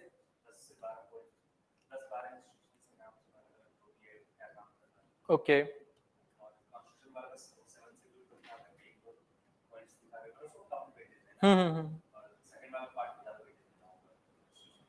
Yeah, sure. That's it. Number of point depends on you, and the explanation you're writing. Number of points is not actually going to result into marks. It is just that you are giving multiple dimensions. Yeah, obviously. I'm not saying don't write 12 points. It's a good thing. But point is, just writing 12 points and not explaining that it is linking to, federalism, it becomes important.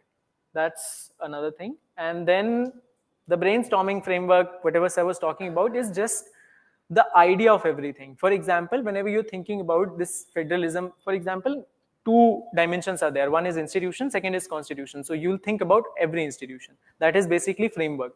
So there is nothing I won't say there is a template of it, because template becomes very generalistic. It becomes the imagination of a particular topic. For example, federalism, you're talking about through institution. Think about every institution which is around you. Okay, think about general things. Whatever you have read, it is there in your notes. So don't think too much about, there is a particular template and I have to follow it. Obviously, what happens is, why this template argument becomes important when I was discussing, is that when you do it for a particular topic, you'll be able to repeat it. That's it. There is nothing more to it, because you have done it. You know 10 dimensions, so you will remember 6 dimensions, plus you'll imagine 4 5 more, again 10 dimensions. That's how it will be done. Okay, something like that. And so yeah, introduction. Anyone, what you have written for introduction?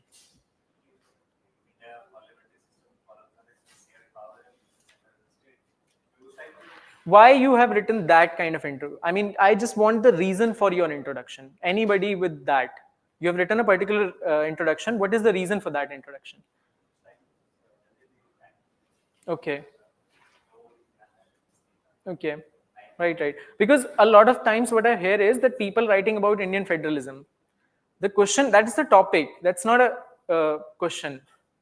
The topic is Indian federalism, then there is question that it is run through institutions. So that part of question should be there in your introduction. Yes. So that's what I was about to tell, that when, right.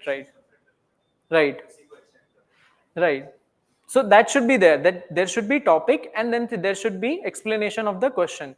So always think about topic. You can write Bombay case, you can talk about constitution part, whatever articles you remember. You can also talk about recent case laws. If you think that there is institutions, for example, you can quote CBI, there is a lot of tussle between CBI's power. You can talk about anything you want, but be specific to this topic and link. That link is your question. That what was the link? That earlier it was thought that constitution, article and structure shapes more. Now it is thought the institutions. That should be there. In what format, what language, that's your choice, because you're writing it. And very general. Don't think about using articles, everything. Just be general, okay? That's it. I'll be quick about it.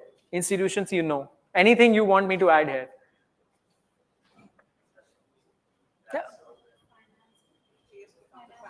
Okay. Yeah. Okay. But what I would like you to imagine is, whenever you're talking about institution, think about institutions which are not directly mentioned in the constitution, because that is specifically there in constitution. So that was there. Okay. So think about institutions which are new, which are not driving their power. I mean, obviously everybody is driving their power from the constitution, but which are not directly there in constitution. Okay. Think about that. So these examples are more or less statutory. Okay.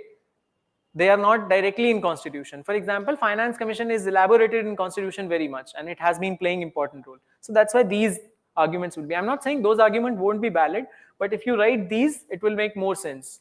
Okay. Yeah, political parties is also institution. And what? No, it is. Obviously, it is mentioned, but the power play of a political party is not defined in a constitution.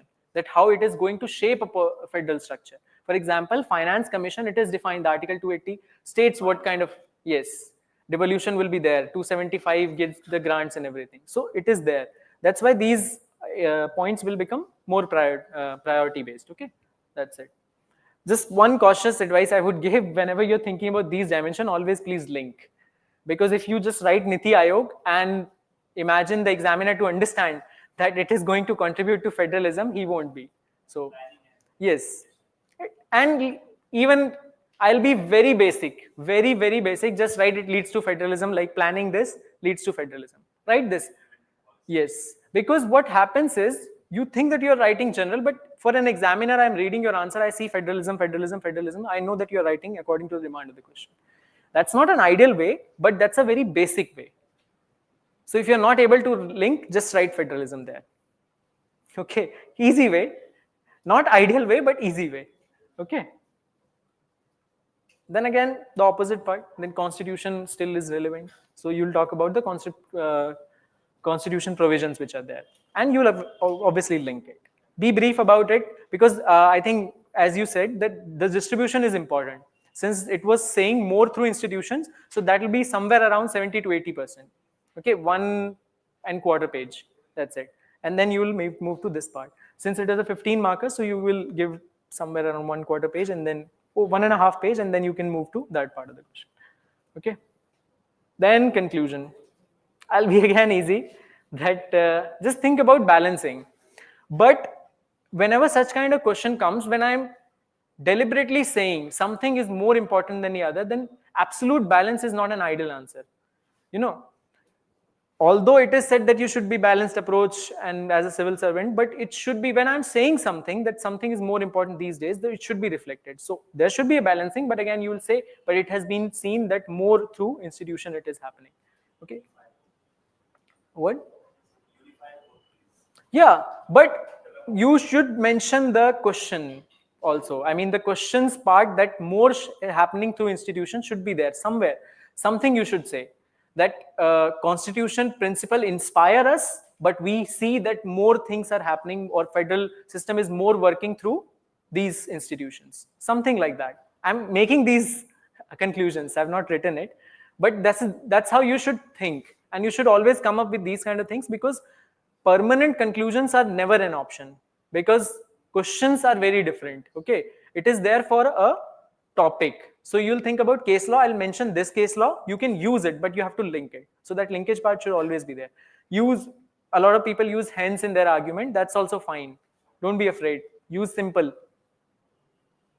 Because starting simple and going to extreme is easy. You start at an extreme point and you'll be able to replicate that in 2-3 answers, and then you'll be panicking a lot. Because I'm not doing it for all answers, it becomes very difficult. And sometimes it happens is that you're so much focused on data and examples that you're not thinking about the points. You're not thinking about what is the core demand of the question. You write, okay, I know 4 case laws, I'll write all of them. But that is not asked. It should be relevant. Okay, so if there was a question on tribunal this year, there's a lot of Sampath Kumar case and other cases are there, but it was not required, because it was saying that there was a change in 2021, and you have to talk about its impact. So you should think about positive impacts, negative impact. Think simple. Don't think about case law, Sampath Kumar case law I should write somewhere. It will take your space and it is not addressing the demand. So it should be there.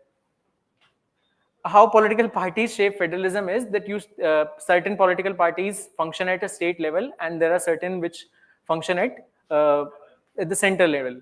Okay, so you have to think about how different party interaction is. For example, there was a question, I think PYQ, that why it is always seen that policy implementation is difficult in some of the states which are ruled by opposition. So that, I think, explains this argument. Now I'll come to the second question. Judicial independence must coexist with judicial accountability to sustain a constitutional balance. You have to critically examine it. What is the theme of this question? Anybody? Yeah, good point. Yeah.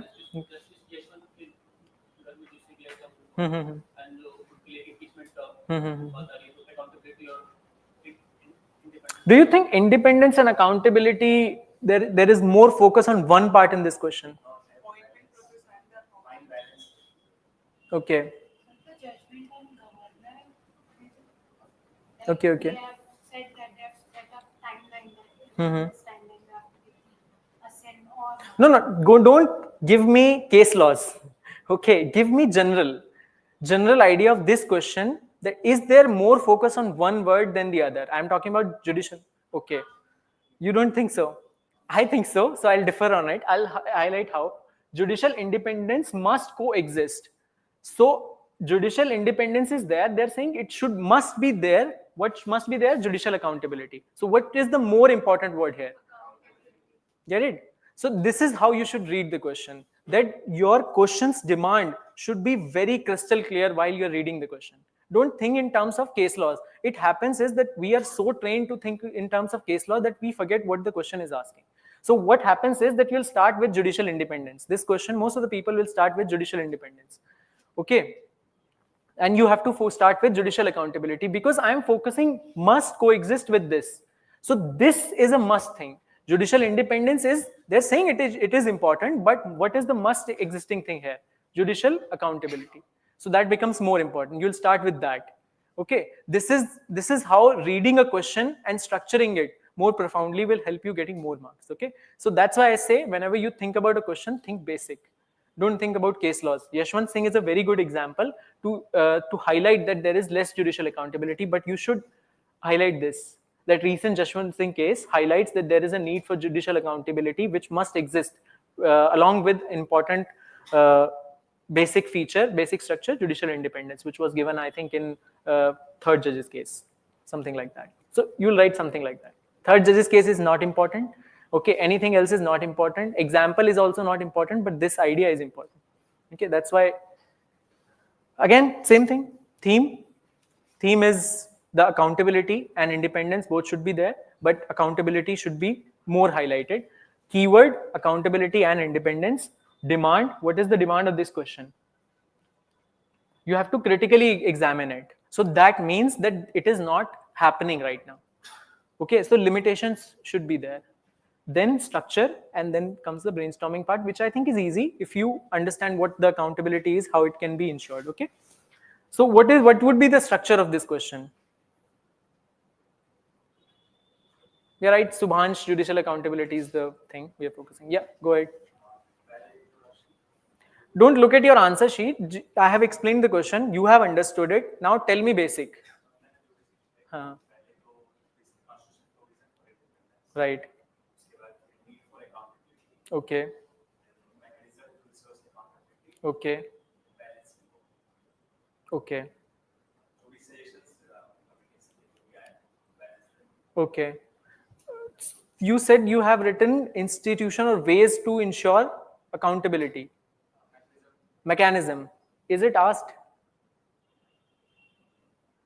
So I'm not saying don't write it, but when you're writing it, be smart about it that you're just mentioning it, passing by references. This is called passing by references. So whenever you're giving these extra informations that is not demanded, just put it there and leave it. Like you're in a hurry, you're just saying that I have this much knowledge, I just want to show you, but I'm not compromising my demand. So your structure is framed like this. Okay. So I'll just give the idea. I'll just discuss the introduction, just independence, but more emphasis on accountability. You can use the case laws. Appointment. This was also an overreach. It was said by many critics that it was an overreach, that the Supreme Court was giving the judgment on this because in the Constitution it is already there that Parliament should make law. Okay, so when there is a provision on it, then why Supreme Court is interfering? Okay, you don't have to give this explanation. I'm just telling you what should be written. And then see, need of accountability. That's why it should come first, because since it has been saying it must exist with that, so that becomes more important, which is judicial accountability. You should give more points. And another point, just one more point which I missed, was this, where you will be using this in explanation for the need of judicial accountability, right? So use it. When you're writing these answers, use it. This is generally context. Okay, so whenever it is something is written here, it is context. So I'm asking you, you have to develop a particular topic, or you have to discuss it, that judicial accountability is more important, but judicial independence is also important. You have to discuss all of this with recent developments. So recent cases should be there. Okay. That's why example should be written in highlighted forms, so that it becomes easier for the examiner to see that you have addressed the demand. Then comes the independent parts, that the judicial. I'm not discussing too much of this because I think it becomes very normal for you guys to understand this. This is a brainstorming part. Just think about constitution, think about separation of power, because if judiciary is not accountable, so then it becomes more powerful than executive. Again, separation of powers, it is not directly accountable to the people. That is actually written in NCERT. If you have read, any of you have read NCERT, the judiciary is one of the organs which is not directly responsible to the public. So that's why its activism sometime over or breaches that thin line. Okay, something like that. It is written in the NCERT. Rest is easy, you can understand. Any doubt in these points, you can ask. Yeah. Pendency of cases. Okay. Yeah, sure. Because pendency of cases is also judiciary not functioning as they should be. So they are not accountable somehow. Okay, you can write that point, no doubt. You can write it. Then independence part, I think this is very easy. Why judiciary independence is one, protecting the right of the people. Constitution says it. Delivery of complete justice, avoid spoil system, which was seen in USA in few of the cases. Ensure public trust, because SC is a guardian of people's rights. Okay. Then come the limitations in balancing, because we are saying critically analyze. That's why command words become important. You have to understand them properly. Don't write 10 limitations just because it is critically examined. Okay, examine critically. That means it is, you should be critical of it in some way after discussing the whole thing. So there should be limitations. That's why there is a question on it, that there is a need for that. There is a need of the other side, which is independence, but you have to balance it. Just give me a second. There is an online question. Pro, cons of judicial accountability, conclusion. Okay. I would say break it down. Don't write the whole part as a single whole, because it becomes difficult for you to explain it. Because if you try to balance both in a single statement, it becomes every time you're giving one example, you have to prove it that how it is violating the other. For example, if I give a argument about rights of people for independence, I have to show that while protecting the rights, the judiciary is overbreaching something which is accountability. That while maintaining rights, they are not accountable for any of this. Okay, that and their for example, another point would be that they're breaching their separate powers, which was of executive. For example, they're making laws, guidelines, which they shouldn't be, something like that. So that's why I said break it down. It becomes easier for you to argue that way. Nothing more than that. You can write, if you think that you can explain the whole thing in a single heading, you can write it, but again it will become difficult for you. Limitations, think of both. How you will think about these limitations would be that think of both. If one is violating, what is the issue? The second is violating, what is the issue? If one is violating, what is the impact on the other? That way you will think about the limitations. Okay, and then steps. Okay, one more last thing would be that just give me a frame of how to divide 3 pages in these 4 subheadings. Take your time, take 10-15 seconds and think about the frame of 3 pages, which would be the right way. Anyone? Think. 10 seconds.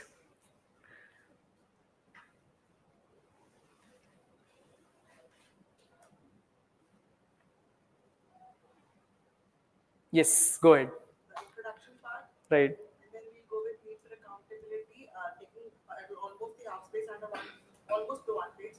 Okay. In that page only, I'd start the independence part. Why is it important as well? First page or second page? The second page. Okay. Almost towards the end, like Okay. जो last का 1/3 page. Okay. That I believe. Okay. Because some key points I need. I know about need for accountability. Right. Running towards it, and towards the end, I need to also mention how limitations are there in the balancing part, and then last का जो एकदम half बचे was essentially. Right. Just one thing I would like to, good structure, very good structure. That's how it should be. That your core demands are 3. One is that you have to highlight the need of accountability. Independence is also a core demand because it is, but it should be less highlighted. Okay, that should be there. So first page, first 1.5 page, 1 page, that's your view that you can fill with accountability. Then comes the independent part, and then come the limitations, because it is also saying critically examine. So limitation itself become a core demand. Okay, and that should be there for 2.5 page. Why I'm saying that, always think like this, that don't give non-core demand more than half pages. Your step way forward is not a core demand. Don't give more than half page. Always apply this rule. Whatever core demands you have, according to the importance which is there in the question, that for example, more highlight this. So you will write more points on accountability, but all the core demands should be 2.5 page, not less than that. You can skip if you don't have time, skip this. Okay, not asked. So yeah, go ahead. After the second part, like after introduction, we write about accountability, Right. about the independence, Right. then can we include just the example like NSEC versus the collegium system, and thereby end with the Yeah, but it should be because that example that you're using, it's very abstract. You're not putting it somewhere in subheading. So you're just giving, this is a way to explain that this kind of tussle happens between accountability and independence. Okay, this kind of tussle.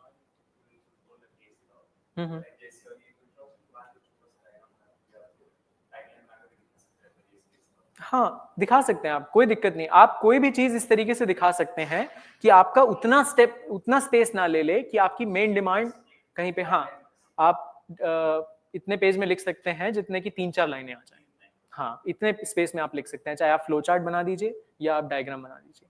So what I was trying to say is that you can use 3-4 lines to write a substantial relevant case law if you think, to justify your argument or justify the question without compromising the core demand. That should be there. Don't use unnecessary long pages to explain something which is not the core demand. Okay, that's the steps to ensure it, and then comes the conclusion.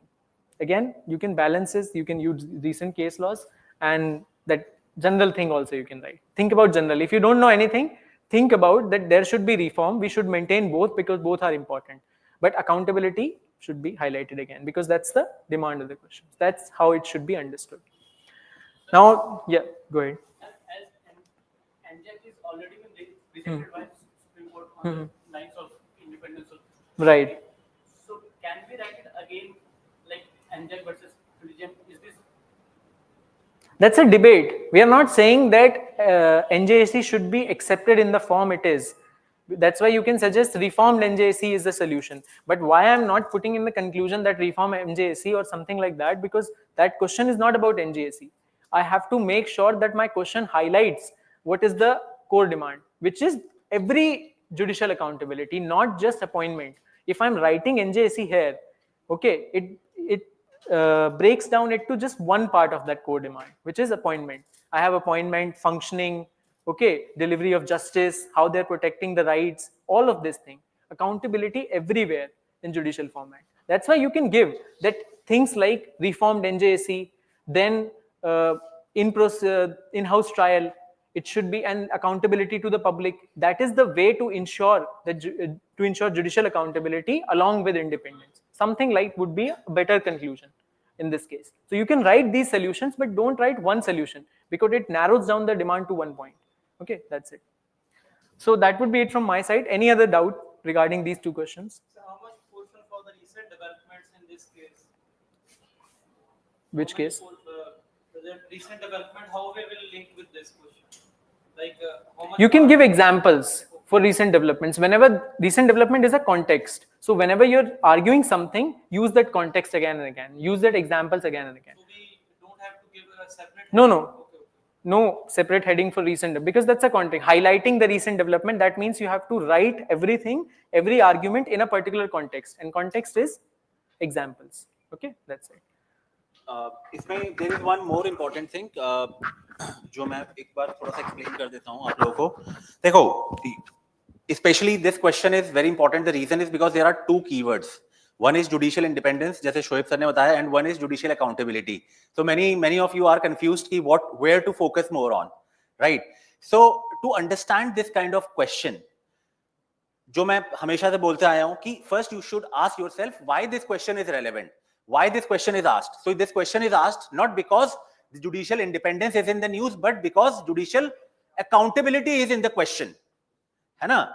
So now see, when you are breaking down the question, always remember these steps, right? For example, if I have to think about the structuring of this answer, what I will do simply, for example,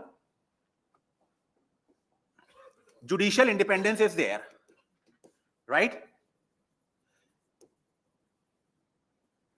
But there is a question on the judicial accountability.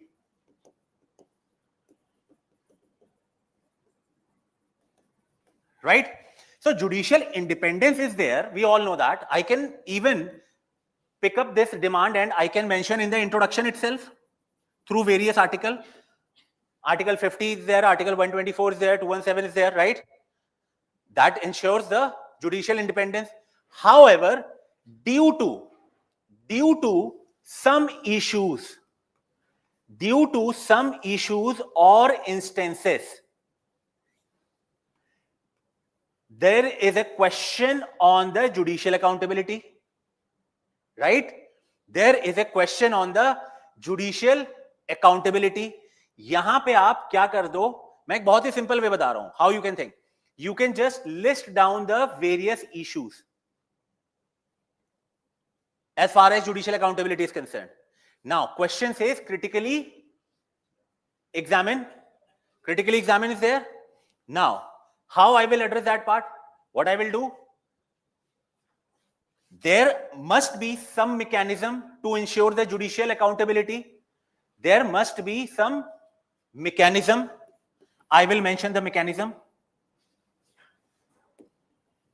But there are some limitations with the mechanism, because of which issues of judicial accountability is arising. So I will write down the limitations in the mechanism itself. Now it makes sense. Now you understand where to focus on, right? So focus should be on issues, mechanism, and limitations. Now I hope you know how to balance the points in your answer. ये flow समझ में आ गया है ना सबको कि question इसलिए पूछा गया क्योंकि there are some issues with the judicial accountability. Then why this issue is arising, first of all, that is we should ask ourselves, because there are some limitations in the mechanism. So I will talk about the mechanism, and then what are the limitations with the mechanism, and then suggestions. These are my core demand. Right? Now, the last part, as far as the accountability is concerned, again I will think about the framework. Accountability किस level पे सोच सकते हो आप?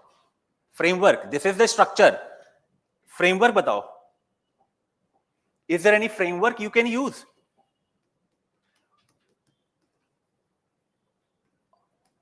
At appointment level? Yes or no? At functions level? At power level?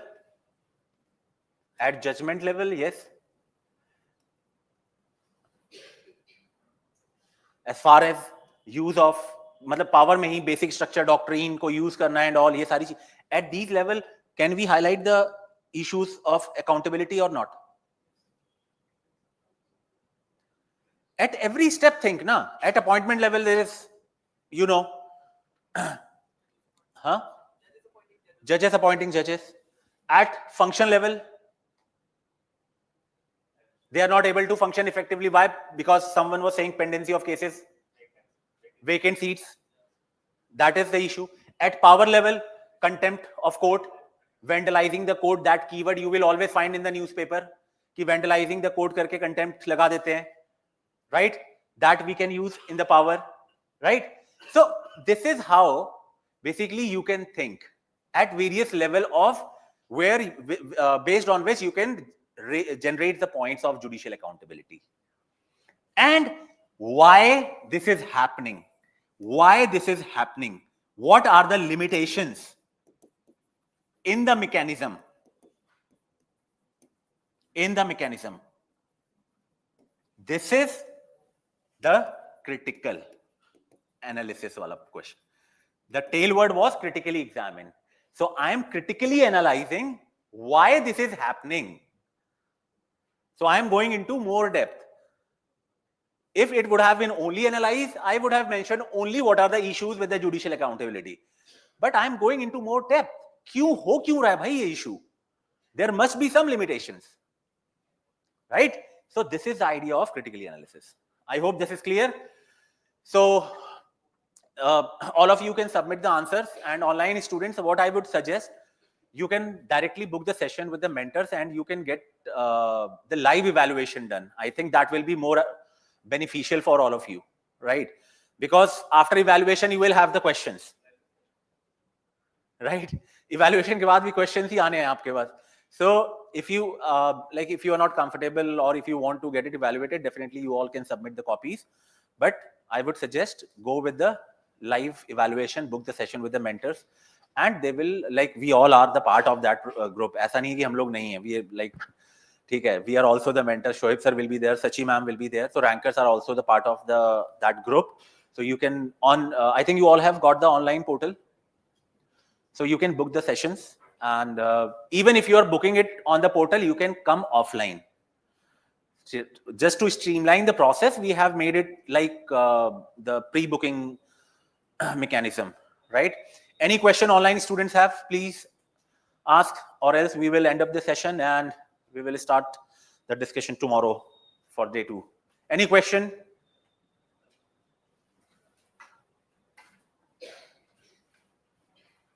Accountability bring inclusiveness, but more accountability can affect efficiency also. Yes.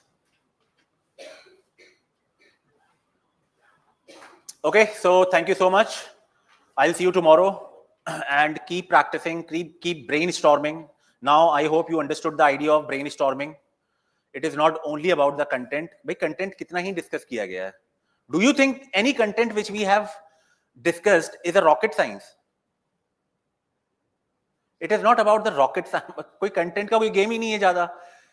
Basics तो सब लोगों ने पढ़ा है भाई. If you are going to clear the prelims, I hopefully you all will be clearing. I wish अगर आप prelims clear कर रहे हो, and if you have just analyzed the previous year's question, and if you are able to think like this, trust me, no one can stop you from scoring a very good marks in the mains. Just a basic knowledge is more than enough, because you don't have much time also, na? Right? So we will make sure that you learn the art of answer writing, structuring, demand of the question, everything in just next 3 months, as we have promised, and you will see how drastically your answer writing will change after attending all these sessions. But for that, you have to be very, very punctual. Don't miss any test. Don't miss any discussion. Don't delay the process. You don't have much time. 3 mahine ke baad, neither I am going to ask you whether you are writing the answers or not, because anyway you will not be. Okay. So thank you so much. See you tomorrow. Take care.